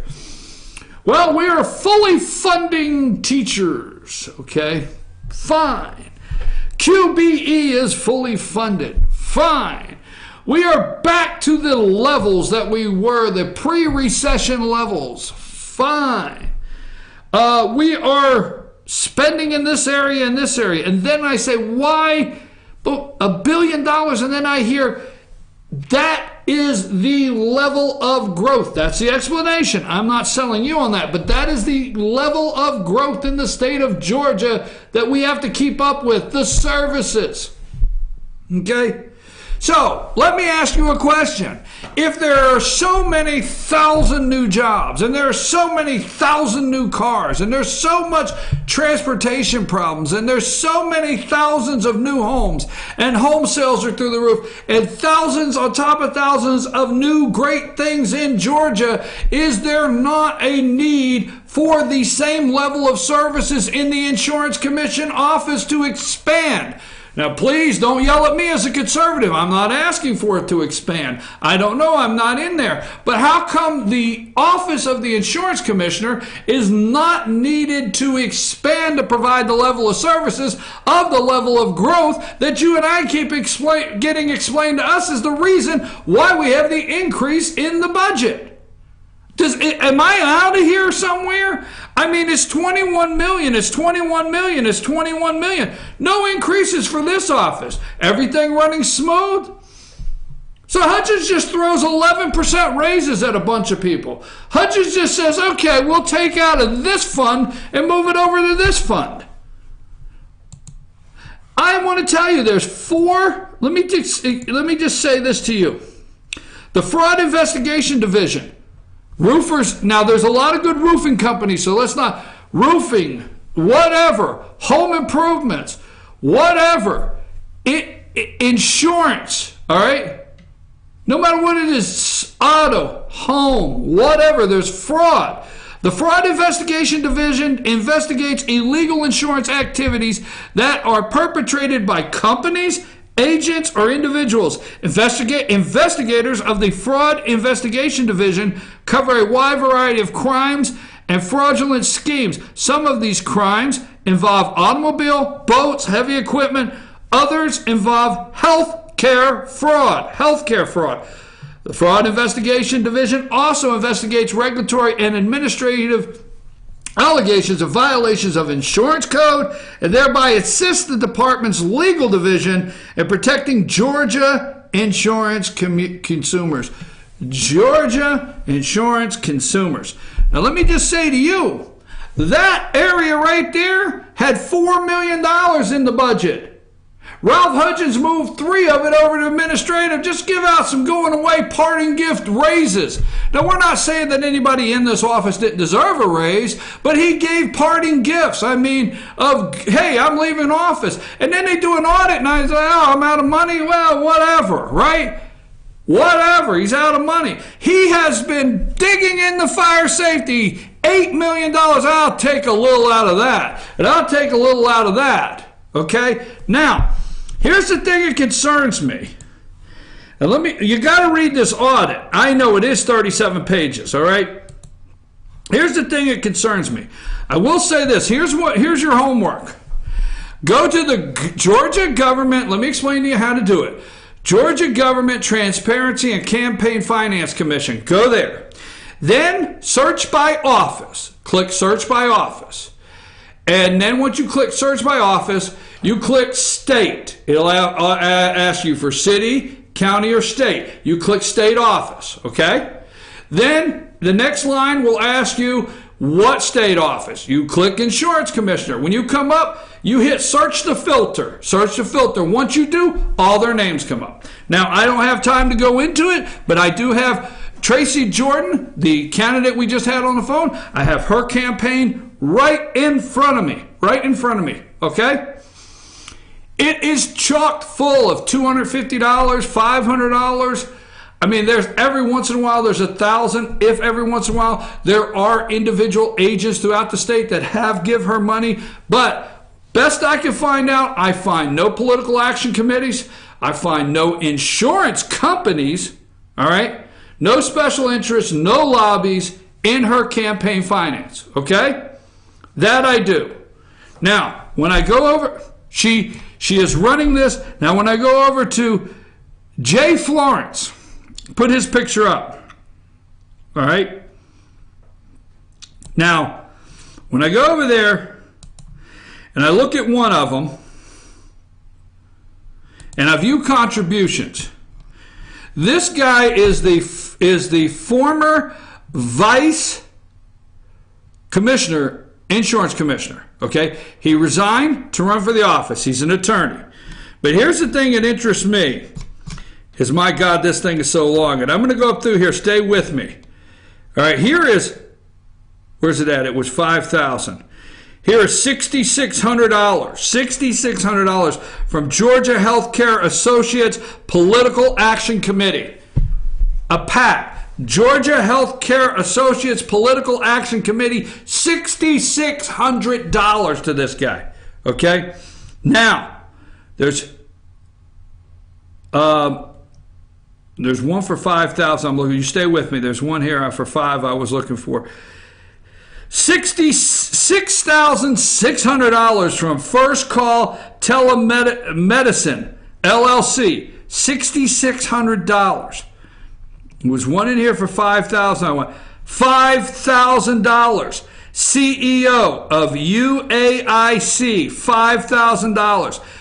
There's political action committees all over this thing. And I wanted to get it, I wanted to get up here, and I'm going to find it. I'm going to find it here, $6,600. $6,600, Jeff Fussell, CEO of Blue Cross Blue Shield. $6,600 in this guy's campaign finance, okay? There's one other. There's one I want. It's really just like gets me. And you make the decision. This is black and white. This you can look up yourself. You could be looking up this. You could be telling your cat. Okay? So I'm telling you. Look it up, tell your cat. What's it matter? If you're telling 3 cats, you got a problem. Okay? But here, let's see. I got a couple more I want to go to. And then I'm going to take a brief break so we can wrap up the show. All right? I told you that one. There's 3,600. There's a 66. I gave you the political action committee. These are all over. I mean, you got to go through this. This guy has got, and I'm going to bring it up here in a minute. I had friends of. Stay with me. There's the 5,000 list pack. LISPAC, they're a political action committee out of Orlando, Florida, and they've given $5,000. That's the limit for a political action committee. And I cannot figure out LISPAC, who they are, but that's a political action committee out of Orlando, Florida, a PAC. $5,000, okay? There's lobbyists on here. Here is CEO of Taylor Benefits Resources, $5,000. Now, I got one more. I don't want to, I wanted to get to a $6,600. I want to go up here. He's got $6,600. Oh, my God, left and right. And now, somewhere here, and I was going to look it up, somewhere here, all right, there is Friends of Ralph Hudgens, $6,600. Now, that's a political campaign fund that you can put up. Friends of the current. So he's endorsed by Ralph Hudgens, the current insurance commissioner. Friends of Ralph Hudgens, $6,600, all right? And then there's all of these candidates, all of these state representatives and senators that have put money. Here is an attorney for $6,600, general counsel for AmTrust Financial, $1,000. This is not a $250, $500 campaign financed. I don't know who the executive at ACCC is. I don't know what ACCC is. There's $5,000 out of Houston, Texas. This guy has raked it in from. The list goes on. And let me pull this up. It will only take a second and we'll go to break. But I'm just going to tell you, you go through the three and decide who would be the insurance commissioner. That's Jim Beck, Jay Florence, it's on there, and what's her name? Tracy Jordan. All right? And hold on just a minute. I want to pull this up because as of March 31st,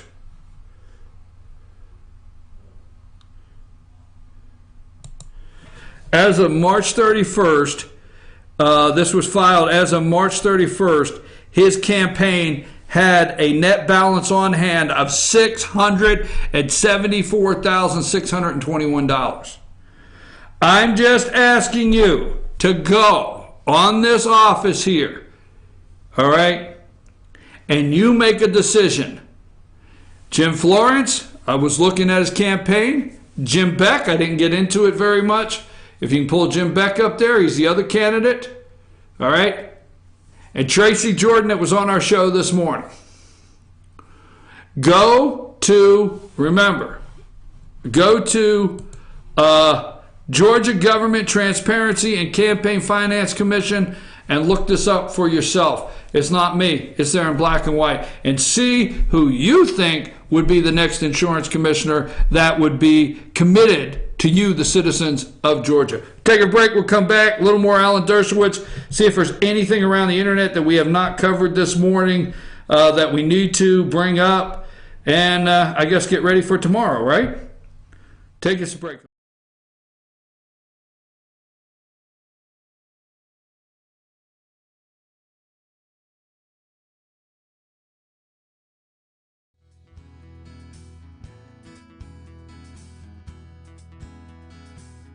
Hello, my name is Chad Watkins. I'm the manager at Larry's Body Shop.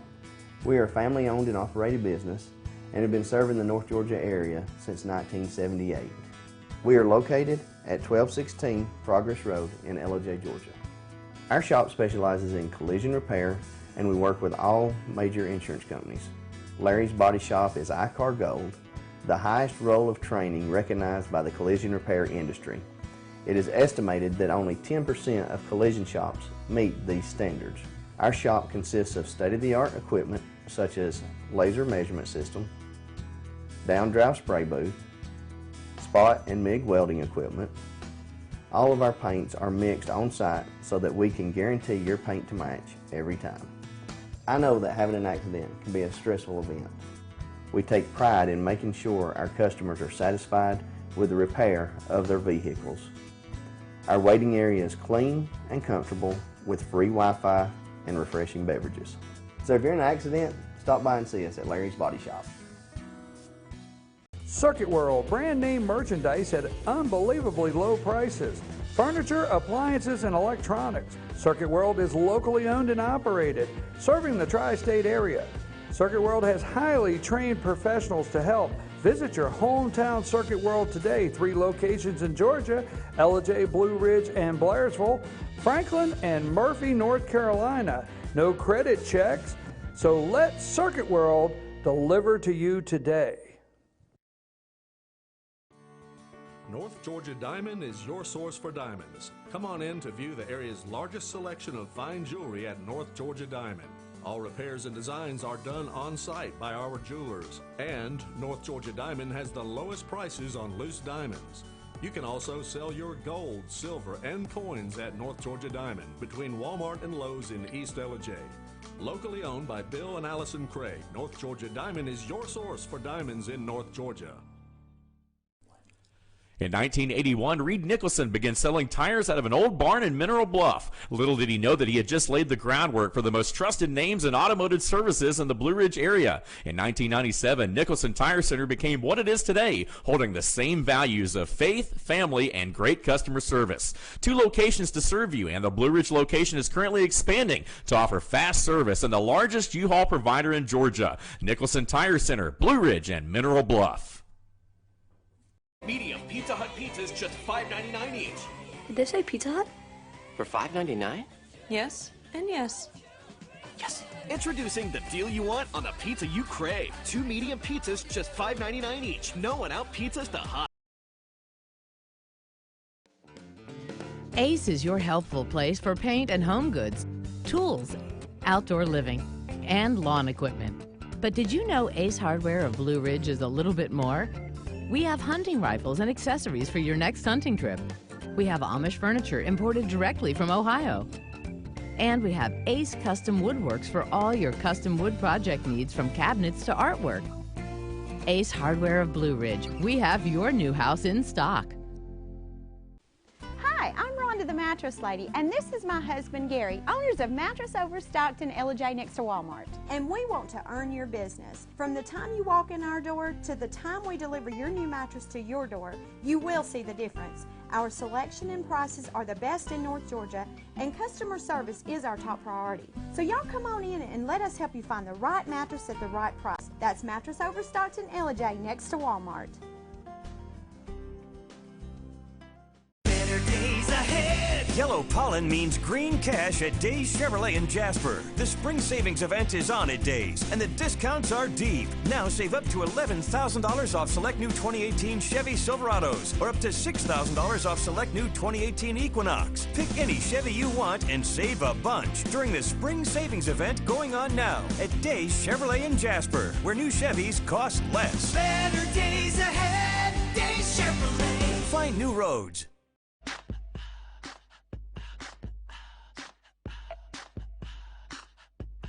What you gonna do with all that junk?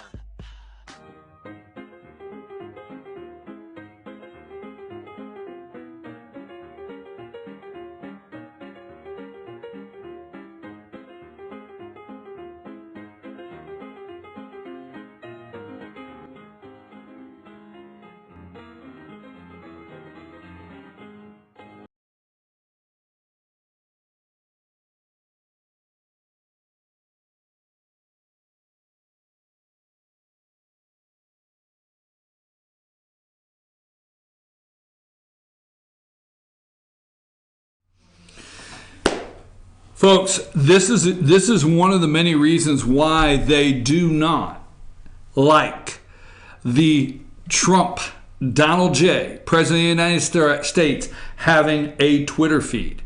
because 1 minute ago the president tweeted out, and I actually here in Ellijay, Georgia, in North Georgia, can tell you directly what the president of the United States said. It does not need a filter. It does not need the newsroom to go through it. It does not need somebody to read it into the teleprompter. It does not need the breaking news flashing lights.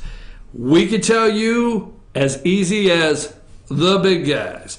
A minute ago, President Donald J. Trump tweeted out, Mexico, whose laws on immigration are very tough, must stop people from going through Mexico into the U.S. We may make this a condition of our new NAFTA agreement. Interesting. So NAFTA, the trade agreement, is we're going to actually put the people in that agreement too. So shipping things north will change and include illegals. You can't ship them. So that's interesting, okay?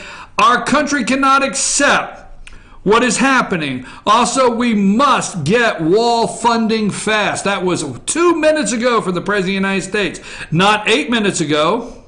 8 minutes ago, the President of the United States tweeted out, despite the Democrats-inspired laws on sanctuary cities and borders being so bad and one-sided, I have instructed Secretary of Homeland Security, isn't that Kirsten, what's her name?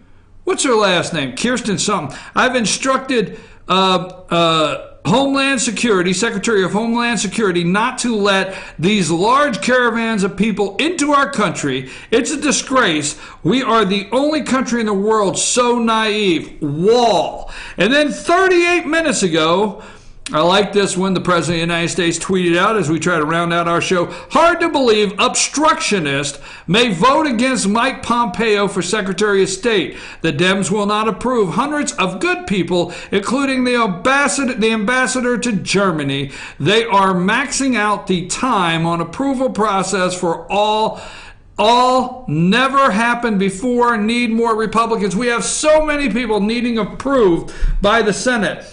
The Senate has time. Chuck Grassley and all of them have time to try to pass and put on the floor for a vote a nonsense bill. Listen to me, folks, as I close. The Senate has time, Chuck Grassley and all of them, to put on the Senate floor a nonsense bill that's so important for the country in discussion to get a vote on to protect the special counsel. But the House of Representatives have passed 450 pieces of legislation, if that, not more than that. The House of Representatives, that Mitch McConnell and Grassley can't get to the floor for a vote, but they could get these silly pieces of legislation, Grassley and them, to protect the integrity of the special counsel. Just pay attention to that kind of garbage, folks, what's going on in the Senate. I'm your host, BKP. Like they say, Mitt Romney failed to get 60, so you got to run against the primary opponent, Macron, EU, to push to save Iran deal, Tehran, all or nothing. Angela Merkel has given Macron strict orders to save the UN, the EU, to save it. Don't forget, North Korea, they can't take it, folks, because they don't want the mustache, Bolton, Mike Pompeo, and Donald Trump coming back with the W when Jimmy Carter, Madeleine Albright, William Jefferson Clinton, Warren, whatever, could not get it done. I'm your host, BKP. Now stay right here after these commercials. If you're used to leaving, don't leave now, because we're going to kick off our new show, Instant Replay, with Dave Garner, and he's going to put the associate producer and lead reporter up here with him, Luther Kinsey. You're going to meet Luther today. They're going to kindly give you the play-by-play of what's going to happen on this show live every Monday morning at 10 a.m. I'm your host, BKP. I'll be back tomorrow morning. Don't leave! We got big things happening.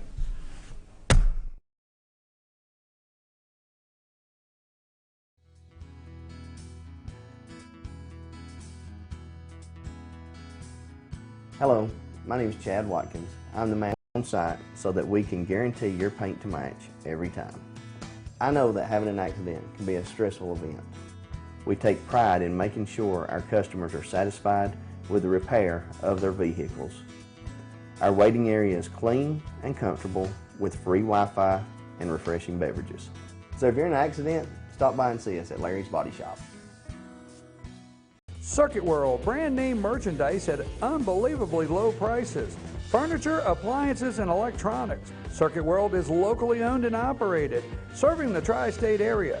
Circuit World has highly trained professionals to help. Visit your hometown Circuit World today. 3 locations in Georgia, Ellijay, Blue Ridge, and Blairsville, Franklin, and Murphy, North Carolina. No credit checks, so let Circuit World deliver to you today. North Georgia Diamond is your source for diamonds. Come on in to view the area's largest selection of fine jewelry at North Georgia Diamond. All repairs and designs are done on site by our jewelers. And North Georgia Diamond has the lowest prices on loose diamonds. You can also sell your gold, silver, and coins at North Georgia Diamond between Walmart and Lowe's in East Ellijay. Locally owned by Bill and Allison Craig, North Georgia Diamond is your source for diamonds in North Georgia. In 1981, Reed Nicholson began selling tires out of an old barn in Mineral Bluff. Little did he know that he had just laid the groundwork for the most trusted names in automotive services in the Blue Ridge area. In 1997, Nicholson Tire Center became what it is today, holding the same values of faith, family, and great customer service. 2 locations to serve you, and the Blue Ridge location is currently expanding to offer fast service and the largest U-Haul provider in Georgia. Nicholson Tire Center, Blue Ridge, and Mineral Bluff. Medium Pizza Hut pizzas just $5.99 each. Did they say Pizza Hut? For $5.99? Yes, and yes.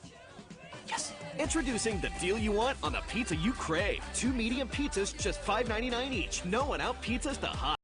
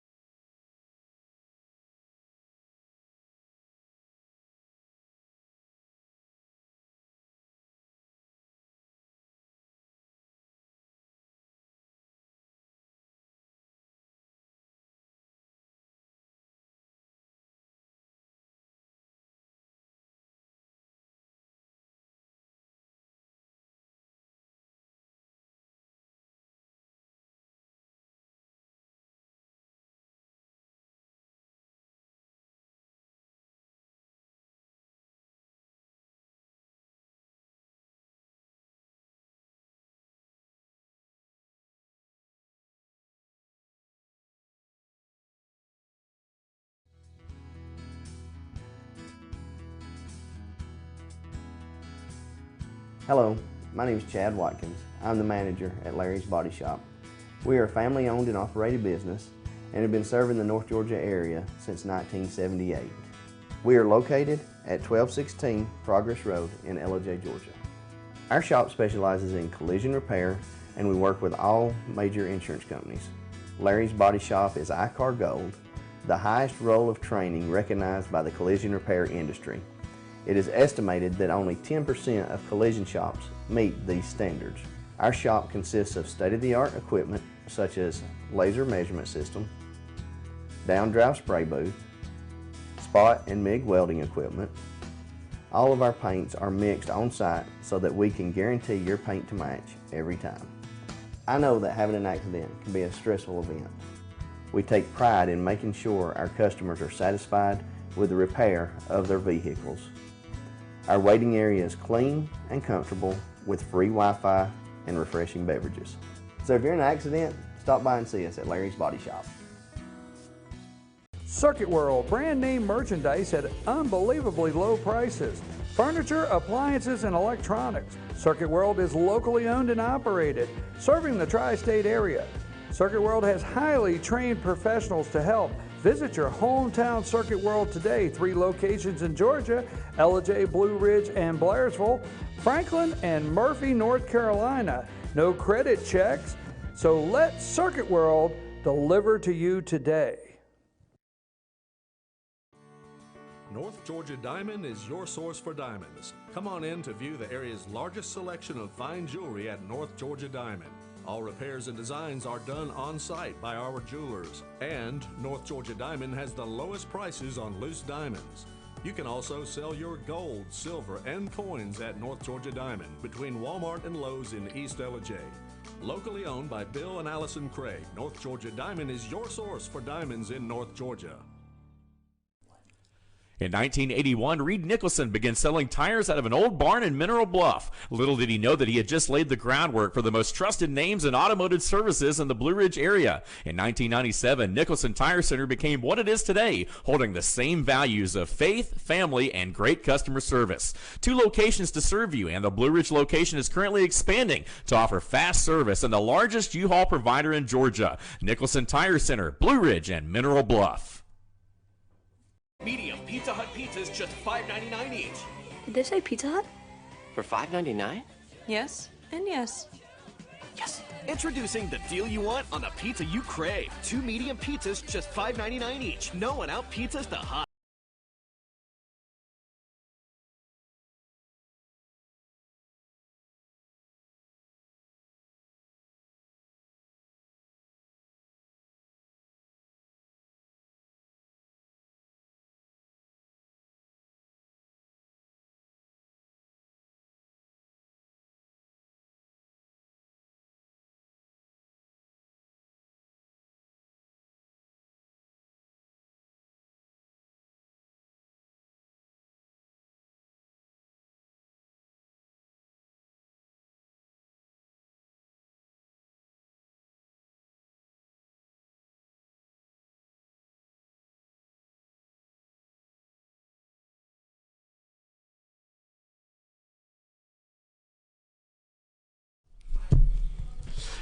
And a good morning, everyone, and welcome to the instant replay right here on FYNTV.com. I'm your host, Dave Garner, sitting alongside Luther Kinsey of Team FYN Sports, and we are proud to bring you the premiere, if you will, of the new instant replay right here on Fetch. We're excited about it. This show, and we're going to talk a lot about it, and we're going to spend a few minutes here in this first segment talking a little bit about the genesis, I guess, of this program, what I like to call the who, what, when, where, why, and how in the reporting world of what this show is all about. And we're going to jump into that, so we're going to spend a minute talking about that. But let me just tell you, folks, we've got an action-packed show for you here over this next hour. We're joining you just a few minutes past the hour on 10 o'clock on this Monday, April the 23rd. And, of course, this show will be available through the week. But if you are watching on Monday, you are watching live here inside the Fetcher News Studios. And we appreciate you for being on with us. Luther, how are you doing this morning? Doing good, sir. How are you? I'm doing great, I'm very excited about a lot of things that you guys have going on here at Fetcher News, yes, particularly in the world of sports, and that's what this show centers around. But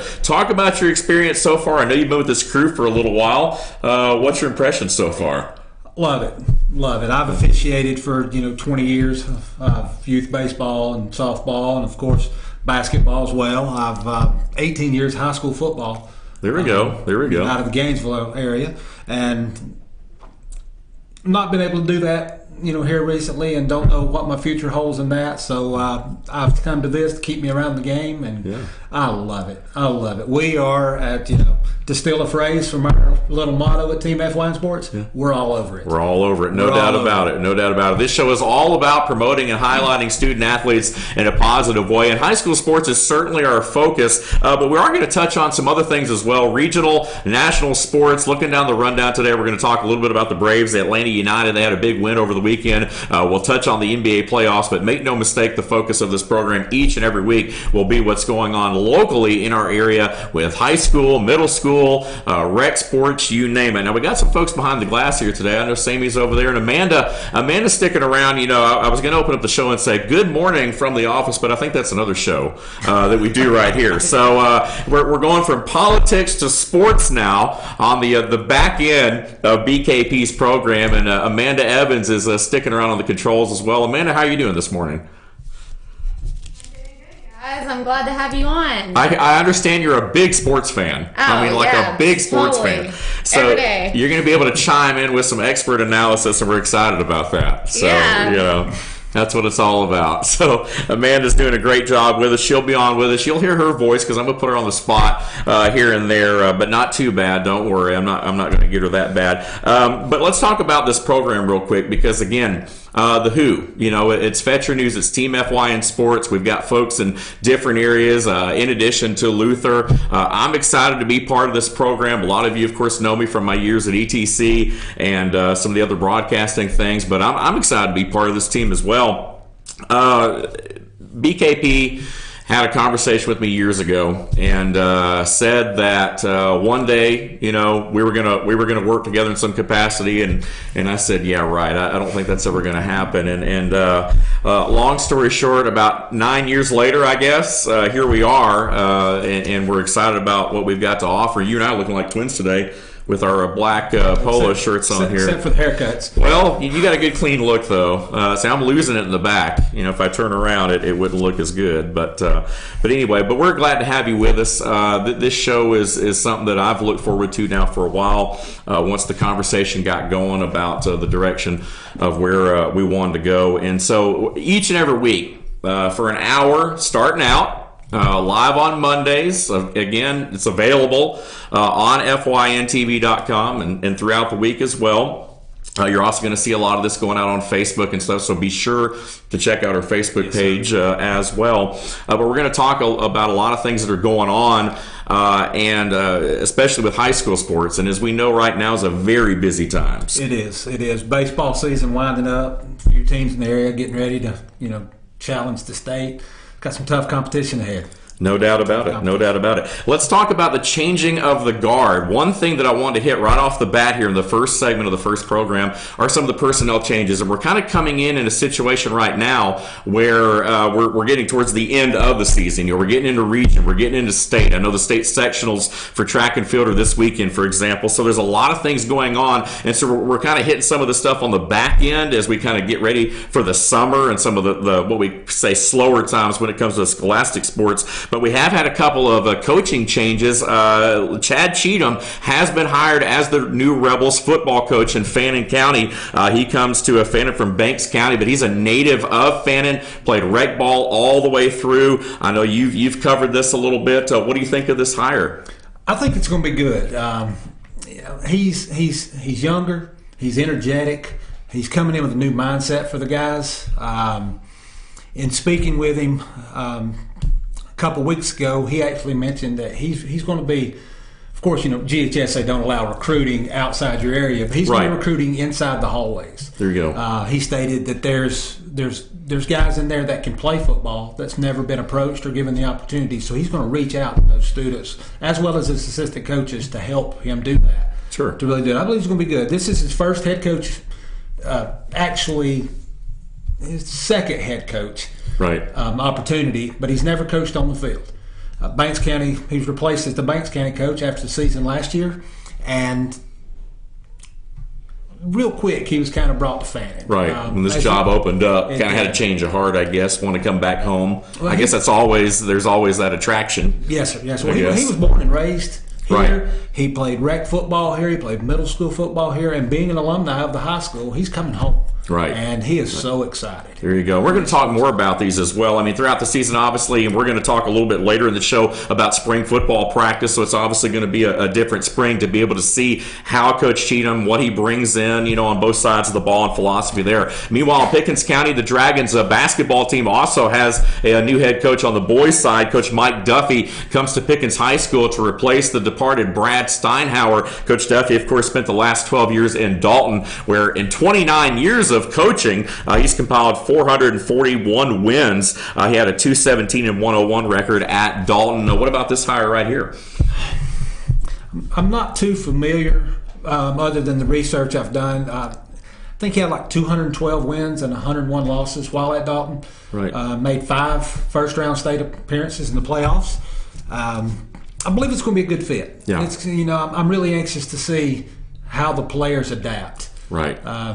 He obviously has a different coaching style than Steinhauer did, and you know, 29 years, he has to know what he's doing. I was going to say, that's a long time, certainly, to be in the game there, no doubt about it. So we're excited to have Coach Mike Duffy in our local area as well, the new boys basketball coach at Pickens High School. He's averaged 19 wins a season over the last 6 years. So, again, we're going to talk more about these coaching changes. Any of our coaching changes, coach hirings in the local area, we call it the changing of the guard, and that'll be a segment right here that we'll have for you on Instant Replay. Let's switch gears real quick before we hit our first break. Talk about a regional recap from the weekend. How about the Atlanta United? Now, I tell you what, a lot of folks in the Atlanta area and surrounding areas have embraced this soccer team. I don't know how big of a soccer fan you are, Luther, but let me tell you, the Atlanta United has brought a lot of excitement to this town. Have. And we needed that. You know, we needed that.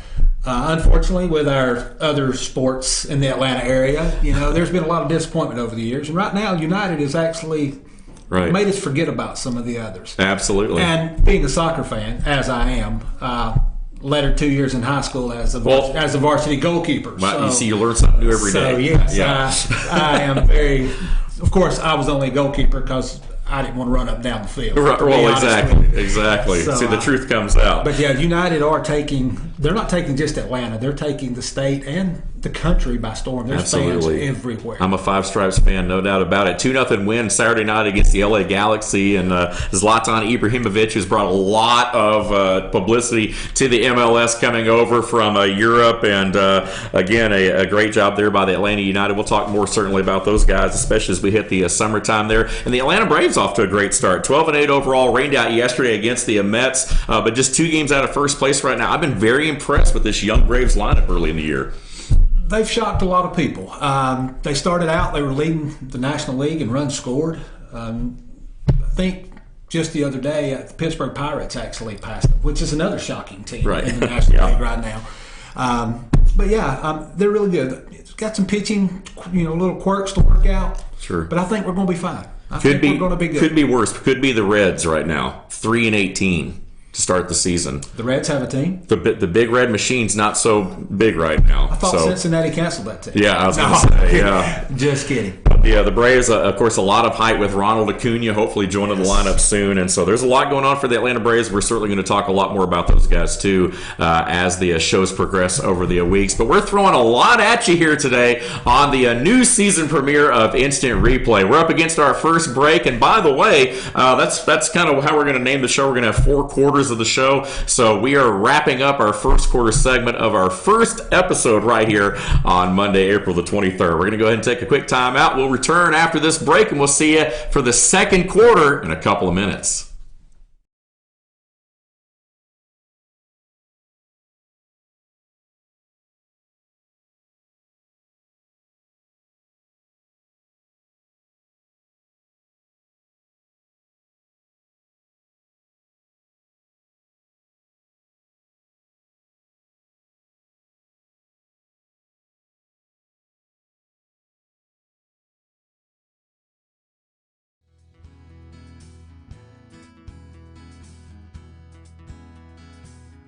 Hello, my name is Chad Watkins. I'm the manager at Larry's Body Shop. We are a family-owned and operated business and have been serving the North Georgia area since 1978. We are located at 1216 Progress Road in Ellijay, Georgia. Our shop specializes in collision repair, and we work with all major insurance companies. Larry's Body Shop is ICAR Gold, the highest role of training recognized by the collision repair industry. It is estimated that only 10% of collision shops meet these standards. Our shop consists of state-of-the-art equipment such as laser measurement system, down-drive spray booth, spot and MIG welding equipment. All of our paints are mixed on site so that we can guarantee your paint to match every time. I know that having an accident can be a stressful event. We take pride in making sure our customers are satisfied with the repair of their vehicles. Our waiting area is clean and comfortable with free Wi-Fi and refreshing beverages. So if you're in an accident, stop by and see us at Larry's Body Shop. Circuit World, brand name merchandise at unbelievably low prices. Furniture, appliances, and electronics. Circuit World is locally owned and operated, serving the tri-state area. Circuit World has highly trained professionals to help. Visit your hometown Circuit World today. 3 locations in Georgia, Ellijay, Blue Ridge, and Blairsville, Franklin, and Murphy, North Carolina. No credit checks, so let Circuit World deliver to you today. North Georgia Diamond is your source for diamonds. Come on in to view the area's largest selection of fine jewelry at North Georgia Diamond. All repairs and designs are done on-site by our jewelers. And North Georgia Diamond has the lowest prices on loose diamonds. You can also sell your gold, silver, and coins at North Georgia Diamond between Walmart and Lowe's in East Ellijay. Locally owned by Bill and Allison Craig, North Georgia Diamond is your source for diamonds in North Georgia. In 1981, Reed Nicholson began selling tires out of an old barn in Mineral Bluff. Little did he know that he had just laid the groundwork for the most trusted names in automotive services in the Blue Ridge area. In 1997, Nicholson Tire Center became what it is today, holding the same values of faith, family, and great customer service. 2 locations to serve you, and the Blue Ridge location is currently expanding to offer fast service and the largest U-Haul provider in Georgia. Nicholson Tire Center, Blue Ridge, and Mineral Bluff. Medium Pizza Hut pizzas, just $5.99 each. Did they say Pizza Hut? For $5.99? Yes, and yes. Yes. Introducing the deal you want on the pizza you crave. 2 medium pizzas, just $5.99 each. No one out pizzas the Hut.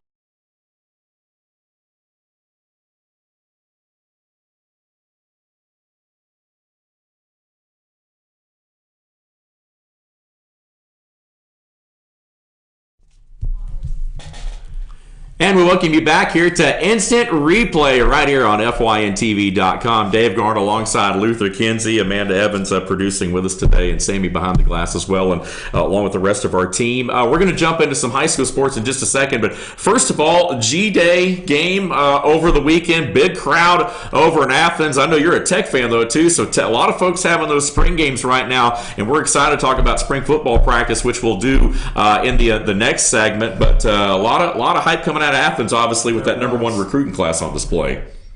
They're doing renovations at Sanford Stadium in the West End Zone. There's over 10,000 seats that were not available. And University of Georgia spring game, G-Day, still had more fans in the SEC show up to watch that than any other college in there. They had like 12,000 more than Alabama. Right. Had 84,000 plus. That's crazy. To watch a team scrimmage. We were talking about the support of the Atlanta United, but obviously, love them or hate them if you're a Georgia fan or not. I mean, there's obviously a lot of support statewide for the Bulldogs, especially after the season they had. I mean, you can't deny.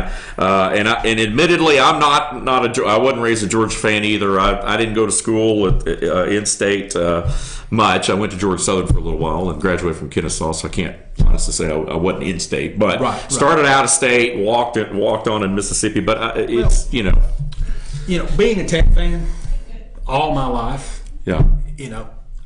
I hear the boos coming from the audience now.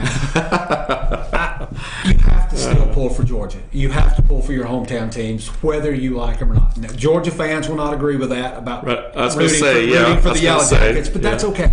But yeah, it was really good. The Black Squad beat the Red Squad 21-12. Yeah. Justin Fields. Yeah, through a touchdown pass. Through an interception, but through a touchdown pass. Yeah, I believe he had over 200 yards, I believe. 207, I believe, something like that, yeah. Like 18 of 33. Right. This young man's a freshman. Right. Or Jake from State Farm, as everybody calls him. Really, he's got the job. Right. He's not going to lose that job. You're right. I don't think. But he still needs to look over his shoulder. He does. Yeah. I don't think there was anything that came out of that game on Saturday that would suggest that Justin Fields is ready right now to be the Week 1 starter. But we'll see how things go in camp. It ought to be interesting. But to me, real quick, one last note on it. The major standout for me, Monty Rice. 14 tackles and a sack. Yeah, he could be the Roquan Smith. We talked about the replacement there. Absolutely. Yes. No doubt about it. I mean, yes, it's a spring game, but still, 14 tackles and a sack. Yeah. That's stout. That's stout. That's stout. That's just amazing stats, and I really don't want to play him at the end of the season. Just so you know. No doubt about it. Let's switch gears and talk about some high school baseball. A lot going on right now. We talk about spring season, baseball, track, golf, tennis, soccer, you name it, a little bit of everything going on here. How about those Fannin County Rebels, the number 3 seed? They've earned a spot in the GHSA state playoffs. They had 8 straight region victories, clinching a playoff spot there. They're going up against Franklin County, the number 2 seed out of the other side there, and you followed this team, and I know BKP's tight with the Fannin County Rebels as well. What's been your impression of these guys this year? They never give up. Their focus is amazing. Yeah, I mean, it's just amazing. When they walk, they're normal teenagers outside the gate. Mm-hmm. When they walk through the fence, they're ball players. Right. Yes, it's high school, but they take it serious enough that they're professional ball players when they walk in that gate. That's the attitude they have, and I love it. Yeah. Their dedication, you can tell they work hard. They're going to do everything they can.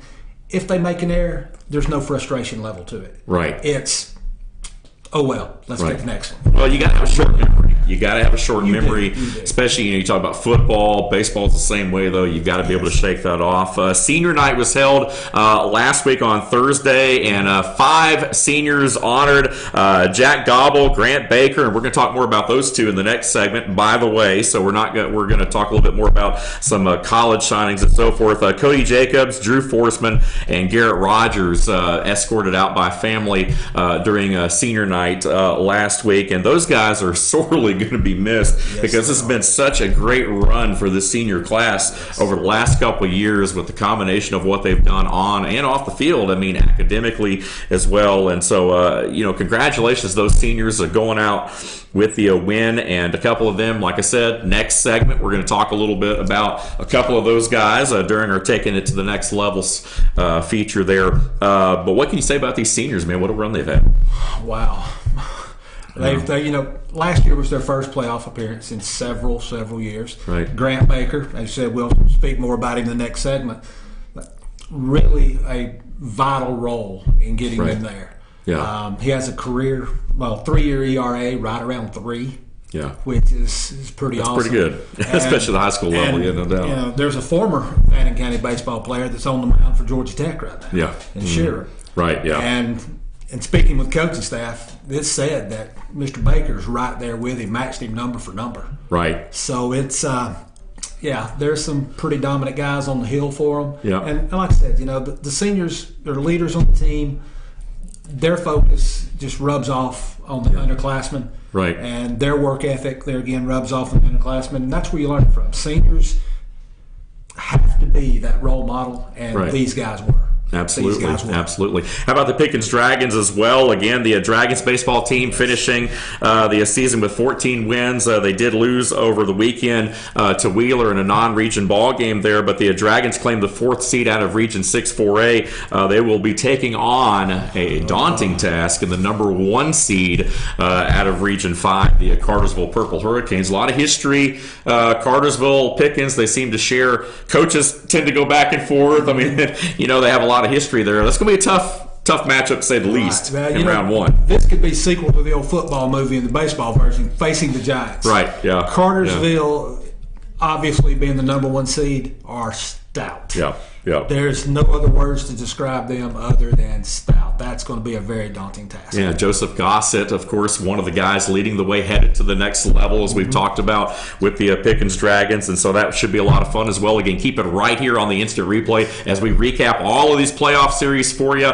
We're just once a week right now on Monday, so again, have to wait till the next Monday to get the clean sheet, if you will, on some of these ball games there, but we're looking forward to it. Meanwhile, the Gilmer Bobcats baseball team closed out the season last week with a loss to Fannin 7-2. The Bobcats finished the season with just 8 wins. A team, you and I talked a little bit about it, a little bit snake bit, had a lot of 1 and 2 run, a lot of close losses late in ball games, was just the Achilles heel this year. It was a very disappointing season for Coach Thurman and the Cats and the Bobcats.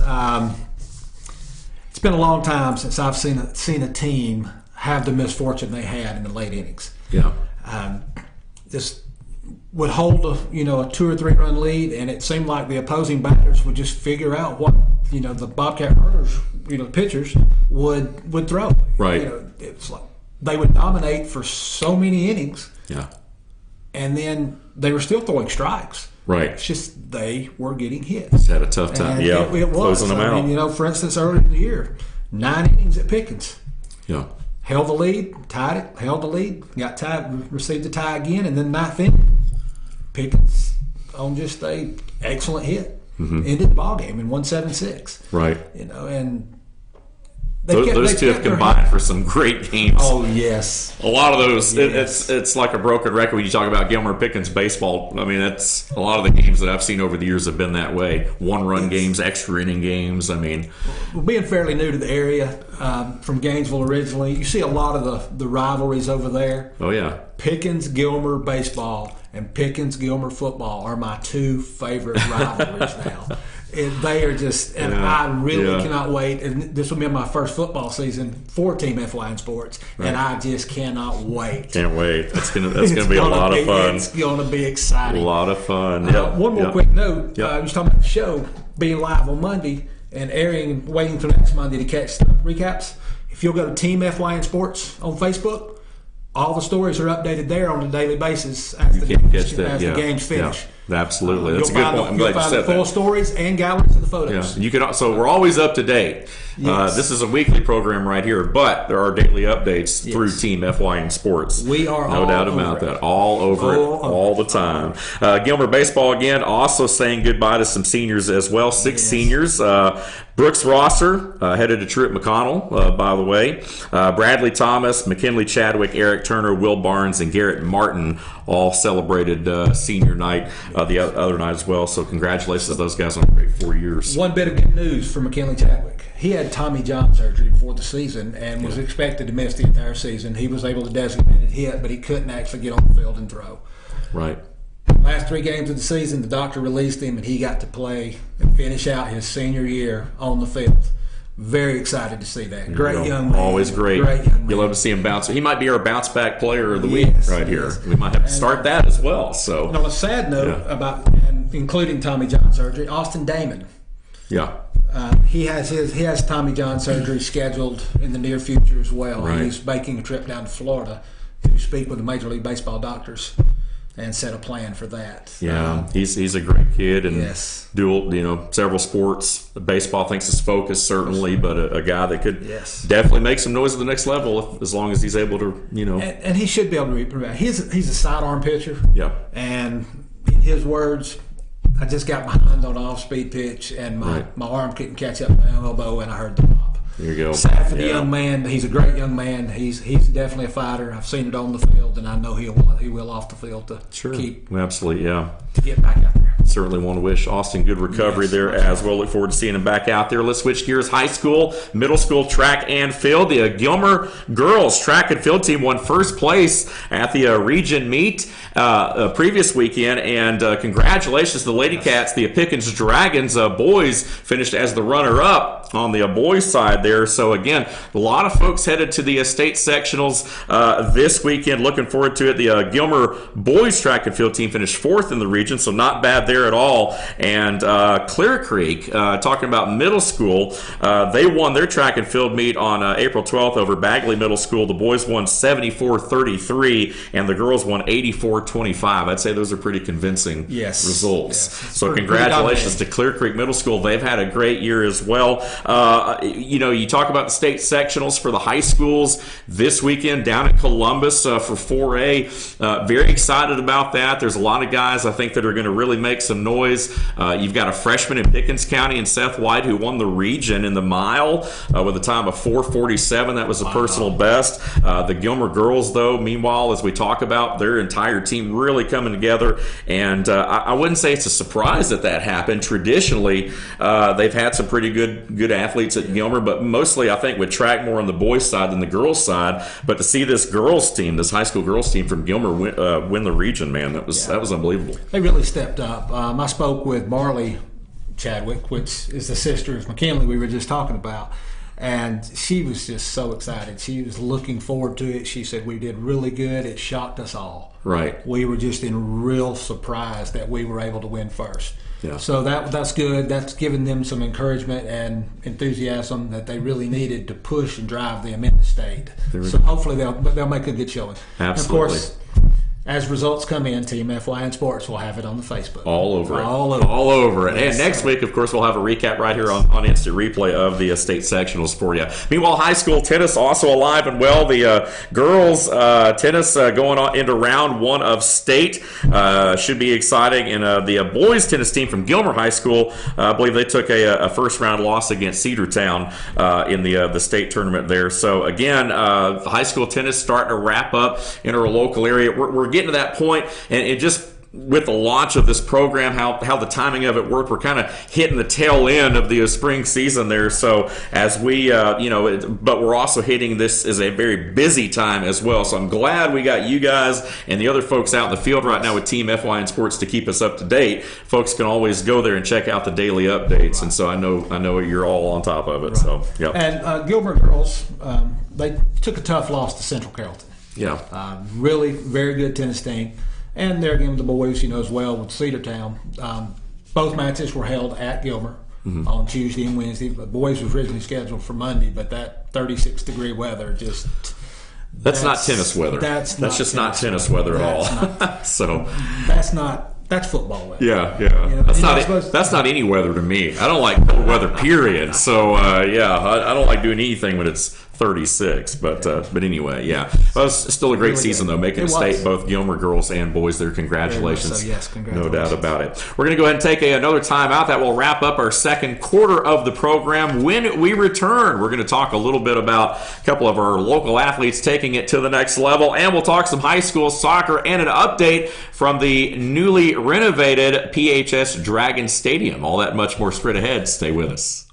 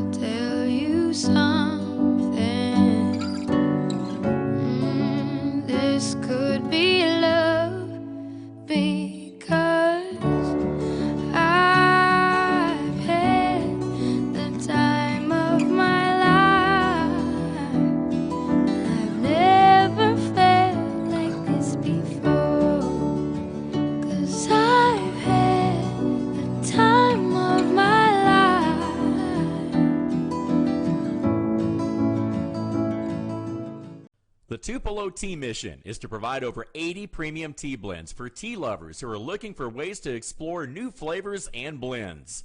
Come visit Tupelo Tea, located in beautiful downtown Blue Ridge at Sycamore Crossing. Be sure to sample our various varieties of honey and tea. Visit us on the web at tupelot.com or call us at 706-946-TEAS. That's TEAS. Tupelo Tea, located in beautiful downtown Blue Ridge. Ace is your helpful place for paint and home goods, tools, outdoor living, and lawn equipment. But did you know Ace Hardware of Blue Ridge is a little bit more? We have hunting rifles and accessories for your next hunting trip. We have Amish furniture imported directly from Ohio. And we have Ace Custom Woodworks for all your custom wood project needs, from cabinets to artwork. Ace Hardware of Blue Ridge. We have your new house in stock. Hi, I'm Rhonda the Mattress Lady, and this is my husband Gary, owners of Mattress Overstocked in LJ next to Walmart. And we want to earn your business. From the time you walk in our door to the time we deliver your new mattress to your door, you will see the difference. Our selection and prices are the best in North Georgia, and customer service is our top priority. So y'all come on in and let us help you find the right mattress at the right price. That's Mattress Overstocked in LJ next to Walmart. Better days ahead. Yellow pollen means green cash at Days Chevrolet in Jasper. The spring savings event is on at Days, and the discounts are deep. Now save up to $11,000 off select new 2018 Chevy Silverados, or up to $6,000 off select new 2018 Equinox. Pick any Chevy you want and save a bunch during the spring savings event going on now at Days Chevrolet in Jasper, where new Chevys cost less. Better days ahead. Days Chevrolet. Find new roads.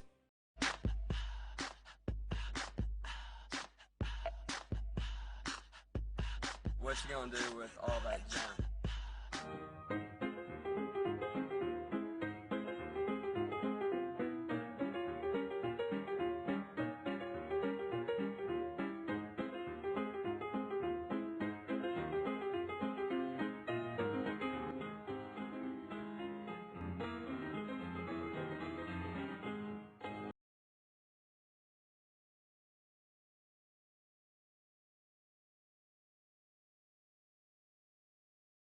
Do all that kind of stuff.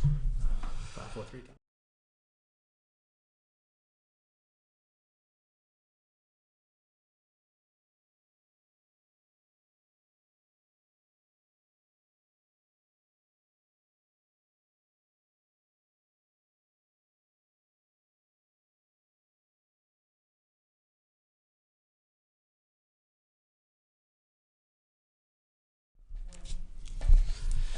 And we welcome you back to Instant Replay right here on FYNTV.com. Dave Garner alongside Luther Kinsey and the rest of our FYN sports team here. We appreciate you guys for tuning in. And the season premiere, if you will, of the new Instant Replay. And we're excited to have you on with us right here each and every Monday at 10 a.m. inside the Fetcher News Studios. And I can't guarantee that we'll be doing this show in the studio every week. There might be times down the road where we take the show on the road and go somewhere, preferably a restaurant with a good breakfast. Of course, I know 10 a.m.'s, I guess that's almost more of a brunch, but we'll have to figure that out. Just throw some steak on there. Yeah, I was going to say, yeah, I'll take it. I'll Steak take and it. eggs, Monday big morning, you sweet got to tea. get the week off to a good start, yeah. you know, so. Maybe BKP will buy. Oh, there we go. Maybe. You're pushing your luck, but maybe.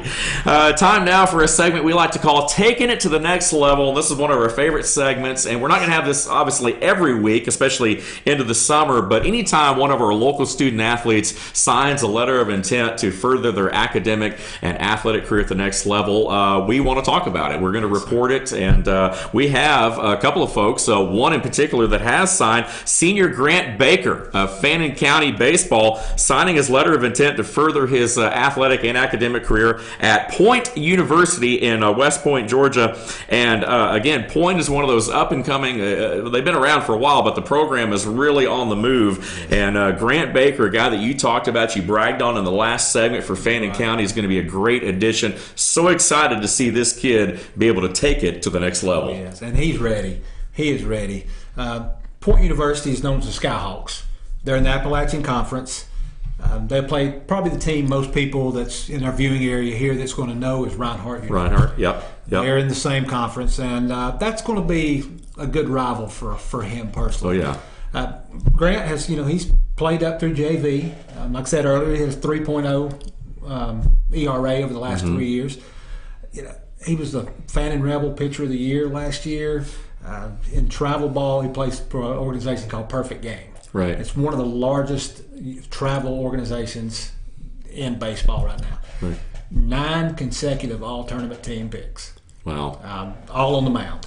That's something. Just and as his coach told me, he's not your overpowering, Nolan Ryan, Roger Clemens, 95-mile-an-hour fastball guy. Right. He's a finesse pitcher. Right. He really has to work on placement, and he's got that. Yeah. He has got that. He's more your Greg Maddux, so to speak. My favorite of all time. So Mine there you as go. well. Nolan Ryan's my all-time favorite. Well, yeah, I was going to Maddux- say. Maddux right. is the man as far as being a total pitcher. Sure. He don't blow you away. Right. Just like Baker. There we Baker will go. not blow you away, but his off-speed and his placement is spot on. There we go. He's looking forward to it. It's going to be really good. Awesome. I'm excited to keep up with him and track him a little bit and see how he does. And it's going to be a good year for him. Absolutely. Good years. Congratulations to Yes, Grant sir. Baker, headed to the next level at Point University. Now, speaking of Fannin Rebel baseball, senior Jack Gobble expected to sign a letter of intent in the weeks ahead. Could be hours, who knows. But whenever it happens, we're all over it. We'll have it for you right here as part of our Team FYN Sports coverage, and we'll have full coverage of the event as well. So expecting him as well. Sabrina Young down in Pickens County, cross country, is headed to Dalton State as well. And so we've had a couple that have happened over the last couple of weeks. We'll try to get you caught up on that. But as they happen from this point moving forward on the instant replay, now you guys have already had them on Team FYN Sports, but as they happen from this point moving forward, we'll have them right here on instant replay as well, because I want to have the opportunity to talk about them. I'm jealous. You guys get to cover this stuff. I don't really get out in the field anymore. A lot of folks know that I've transitioned from the TV side. I still moonlight every once in a while, but not really covering the high school sports like I did for, I guess, 15, 16 years. So this is a great opportunity for me selfishly to kind of keep my foot in the door and still be able to talk about this kind of stuff. But we're glad to have folks like Luther and the Team FYN Sports team as well. Let's switch gears and talk about some high school soccer. We talked about baseball, tennis, and track in the last segment there. Gilmer soccer, the girls with a 4-4 tie the other night. The boys took a victory over LFO, Lakeview Fort Oglethorpe, last week,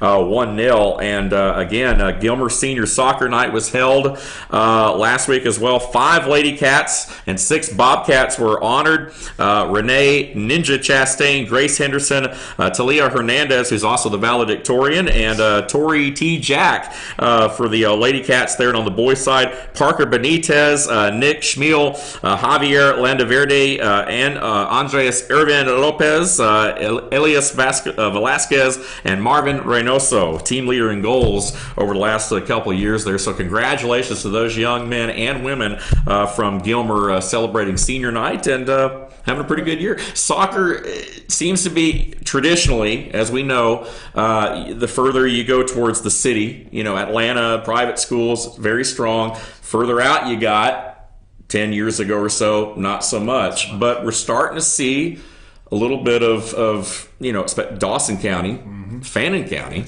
have had great soccer programs over the last 10 years or so, and now you're starting to see that trickle over into other areas of North Georgia. Yeah, most definitely. Interesting note on Grace there for the Lady Cats. Mm-hmm.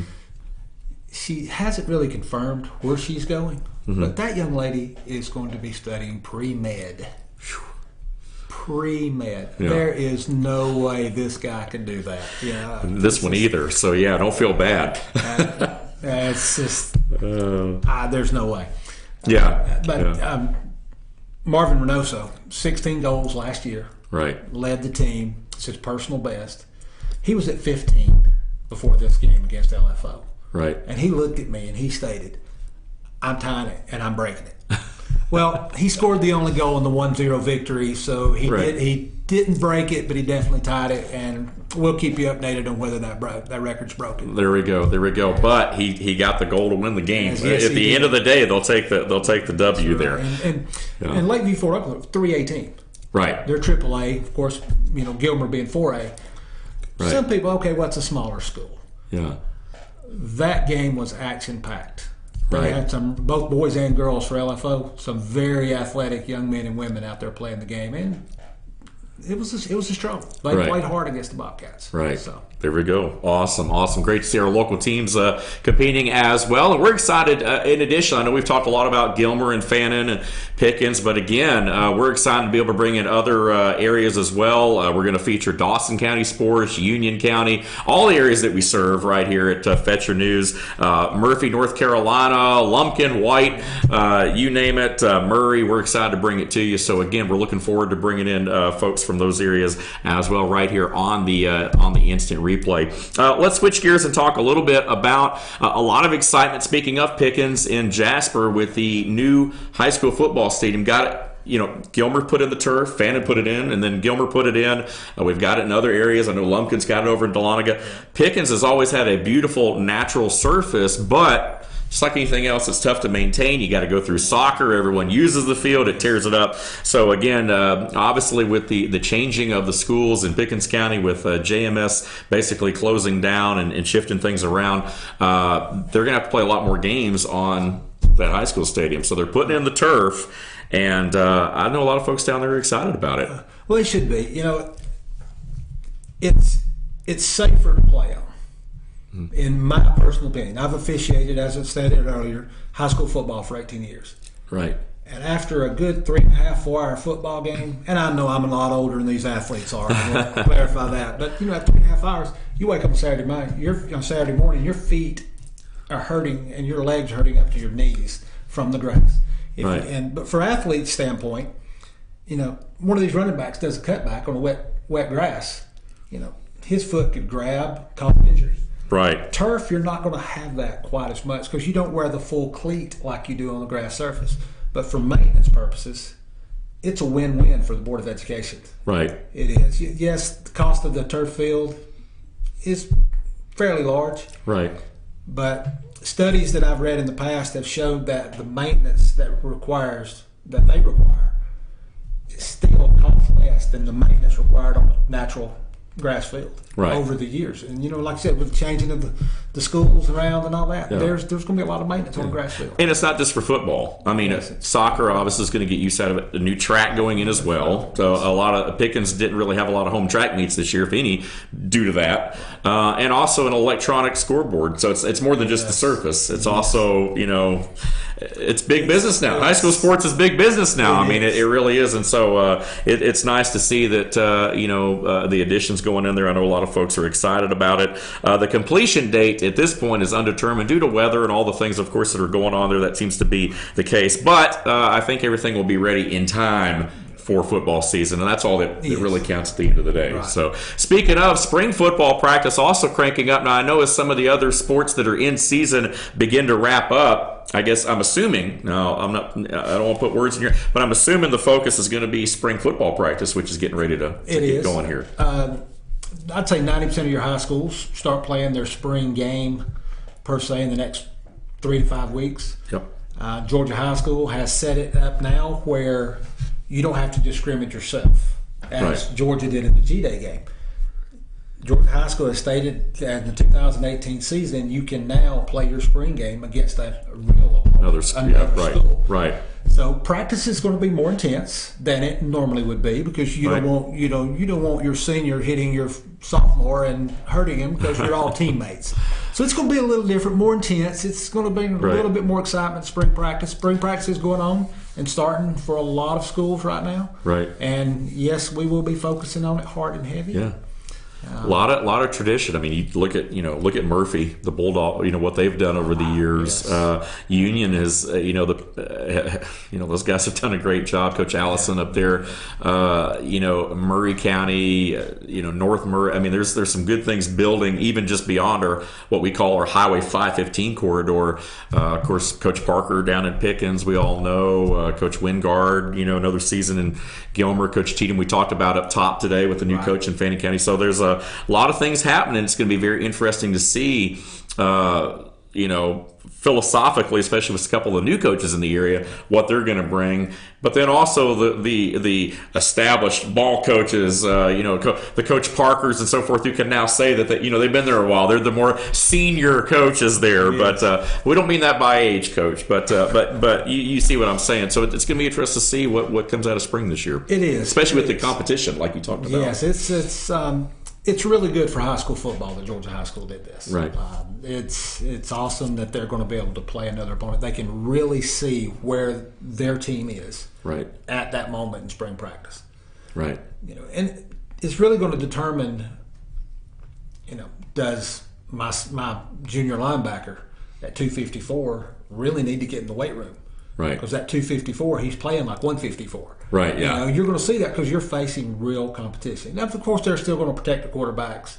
And protect the kickers. Control and things like that. To a certain extent. They're going to have probably just, thing they call dead kicks. Right. Where the punter may punt the ball and it's dead just wherever he catches it. Right, yeah. Things of that nature. And that's smart. Quarterbacks and kickers are really more accessible to injury than anyone else because that's who you're trying to take out more than the others. Exactly. So it's going to be a controlled environment, but it's really good for high school football, and these teams around here will benefit from that. Here we go. Sounds good. Well, Luther, thanks for joining us. This is the end of our third quarter segment, but we're going to let him get back to it here because I know you got a busy day. I do. And we're going to come back with the fourth quarter segment in just a moment. But looking forward to working with you, man. Yes, sir. Good job here today. And glad you're a part of Team F1 Sports. Well, I appreciate that, and we'll see you next week. We'll take a time out and be right back with our fourth and final quarter segment of this week's show. Stay with us.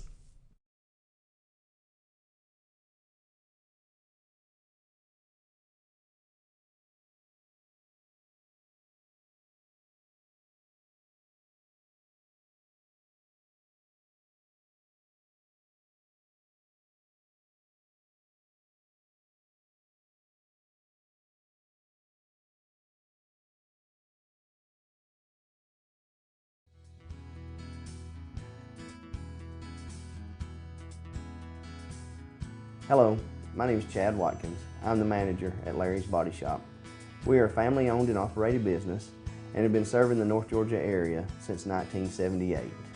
We are located at 1216 Progress Road in LJ, Georgia. Our shop specializes in collision repair and we work with all major insurance companies.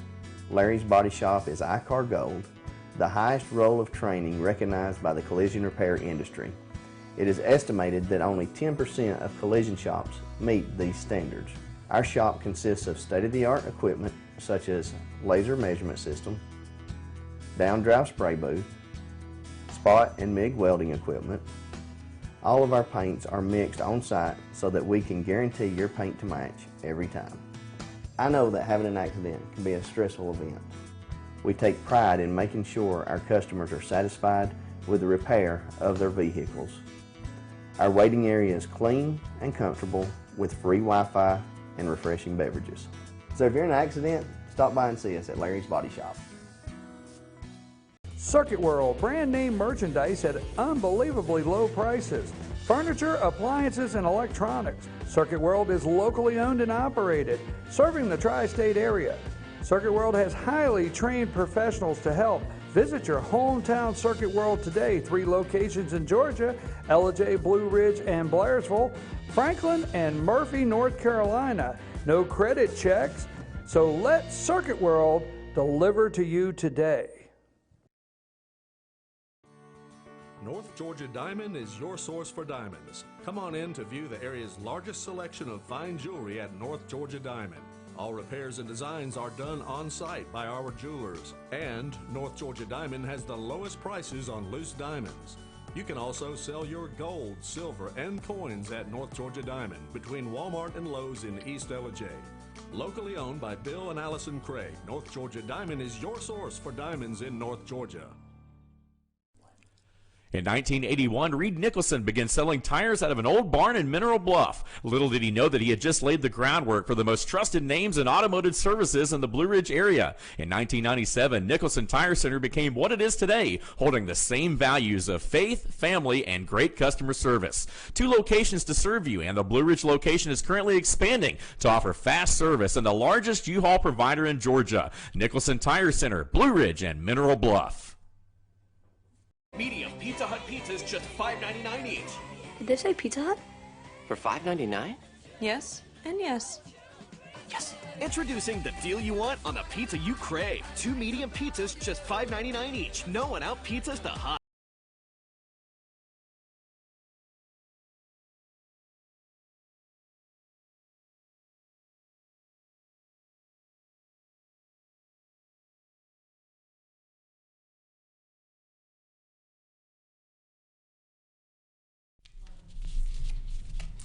And once again, we appreciate you joining us for this edition of the Instant Replay right here on FYNTV.com. I'm your host, Dave Garner. I want to thank Luther Kinsey for sitting in with us today, doing an excellent job, and Amanda's behind the glass on the controls as well. We are now into our fourth quarter segment of the show, and that means it is time for us to get ready to wrap things up here, but we got a lot more to talk about over the course of this last 10 minutes or so, and we start with a little segment I like to call Out of Bounds. Now, again, this can be a couple of different things. Sometimes this may be a rant. It might just be trying to prove a point. But let me just say that the opinions of Dave Garner are not necessarily those of Fetcher News. But anyway, so again, this week's rant has to do with the offsides rule in soccer and hockey, if you will. It's one of those rules that's commonly confused. A lot of people don't really understand what the offsides is, and a lot of folks, again, are not soccer fans because there's not a lot of scoring, there's not enough action, they say, a lot of different things. What if, and this is a moot point because it'll never happen, all right, but I can honestly say that I've become a soccer fan over the last year or so, but what would happen, and I want you guys to imagine this, ride with me for a second, if we got rid of the offsides rule in sports like soccer and hockey? I think that would really encourage a lot more scoring. Now, a lot of your traditionalists are going to say, well, you can't, then you got guys loitering around the goal. Well, you know what? That's what your defensive line, drop somebody back to cover them, just like basketball. It's 5-on-5, but there's nothing that says a guy can't loiter down on the other end. It's called a fast break. I mean, what happens a lot of times in transition, guys are able to get back and score. Defensively, they have the responsibility to get back and cover that guy, right? Well, I think if you did away with the offside call, you have a lot more fast breaks, and you'd have a lot more of those one-on-one, those exciting plays in soccer and hockey where now that offside rule currently exists. So I'm going to lobby for that, and I'm not going to be successful, I can tell you right now, but I'm going to lobby for getting rid of the offsides rule because no one understands it anyway. It's too confusing, and if you took it away, it would encourage a lot more offense, which in turn would encourage a whole lot more excitement and fan base and support and all that. So there it is. Just random thoughts, deep thoughts by Dave this morning right here on the Instant Replay in a segment I like to call Out of Bounds. All right, so let's switch gears and talk about the best of the rest. This is our national update right here. A lot of stuff going on. We've talked a lot about high school sports, and make no mistake, folks, that will always be the focus, number one focus and priority of this program will be to promote and highlight student athletes in a positive way, and we've done that over this last hour or so. But we also do want to touch on other things because we understand that a lot of you out there like other sports at other levels. So we want to make sure that we cover it all. As Luther said, and the motto of FYN, Team FYN Sports is, we're all over it.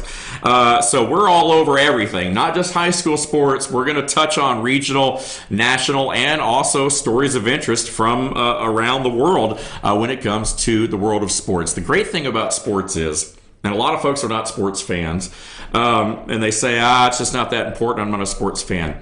I'm going to tell you why sports are important for just a second. The reason that sports are important because it's the one thing that can bring communities, countries together, especially in tough times.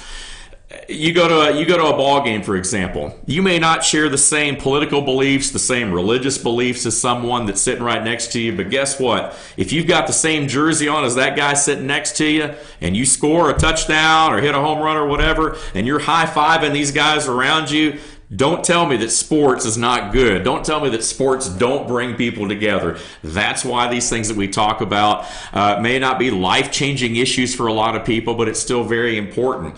And don't tell the moms and dads and grandmothers and siblings out there that high school sports are not important either, because you're going to have to answer to a lot of folks, no doubt about that. So I appreciate what we do here. I hope you guys do too, and we're excited to see you each and every week. So best of the rest, our national update. Let's talk NASCAR for just a moment. Kyle Busch, a winner at Richmond on Saturday night. My son always loved growing up and being a Kyle Busch fan because of the M&M's car. He loved the candy, but everyone else hates Kyle Busch. So it is what it is. Kyle Busch, a winner on Saturday. The NBA playoffs, big games last night. Cleveland able to come back, tie up the series against the Pacers, who were leading at 2-1. Cleveland with a late push in that ball game. That series is tied 2-2. San Antonio forcing a Game 5 over Golden State. Greg Popovich, of course, his wife passed away over the weekend. So again, he was not coaching last night, Greg Popovich, but a very motivated San Antonio team able to stave off elimination there. Golden State still up 3-1 though as that series goes back to Oakland. Some big series. The Washington Wizards even up the series against the number 1 Eastern Conference seed Toronto Raptors last night. That series now 2-2. And how about Rip City getting swept? Rip City, the 3 seed out of the Western Conference, getting swept by the Pelicans. Just a crazy series there. Even without DeMarcus Cousins, this Pelicans team is still pretty stout. Anthony Davis leading the way there, and we'll talk a little bit more about the NBA for those of you that are interested in that. NFL, now again, I'm not going to go into a lot of detail here because BKP admittedly is not a fan of the NFL. But I will say this, round 1 of the NFL draft is Thursday night. They have, of course, over the last couple of years have moved the draft to a prime time, and the Atlanta Falcons are on the clock with the 26th overall pick in that first round. It'll be interesting to see what happens there. Also, the NFL has released their schedules, and the Atlanta Falcons, speaking of, will open the NFL season on that first Thursday night against the defending Super Bowl champion Philadelphia Eagles in Philadelphia. That will be the kickoff game, and so the Atlanta Falcons in prime time a couple of times this year. A lot of excitement going on as folks get set to head on over to Flowery Branch. Training camp will be here before you know it. The OTAs are hot and heavy, and so again, a lot of stuff going on around the country, and especially in the way of professional sports. We talked earlier in the show about the Atlanta United. What a start for those guys. They have been absolutely phenomenal this year. They have now come away with points in 7 straight matches after being shut out in their opening match against the Dynamo 4-0. Ever since then, the Atlanta United has done no worse than a tie. They have come away with points, and they got 3 more points on Saturday night with a big win over the LA Galaxy out in LA. The Atlanta Braves also starting a series as well with the Phillies, and so we're excited about that this week. And we'll talk a little bit more about the Atlanta Braves, who continue to rock and roll here, man. I tell you what, they've been one of the more impressive teams so far in the early going. We started the show today by talking a little bit about coaching changes at the high school level, and we talked a little bit about spring football. We've talked about high school baseball, soccer, track, tennis. We might have to get some golf stuff going on there as well. That might be about the only thing I think that we haven't really hit, but other than that, it's been an awesome show as I look back through my notes here to make sure we have it all covered before we go off the air here today. Once again, a big shout out to all the folks behind the scenes here today. Amanda Evans, again, our producer, Luther Kinsey, my co-host in with me here today, and I am Dave Garner. We're going to see you next week, same time, same place, right here on FYNTV.com. You have been watching the Instant Replay. That's it for this week. We will see you next week, so stay tuned right here as we continue to bring you the best in local sports. And remember, Team FYN Sports, highlighting and promoting student athletes in a positive way. And guess what? We're all over it. We'll see you next time.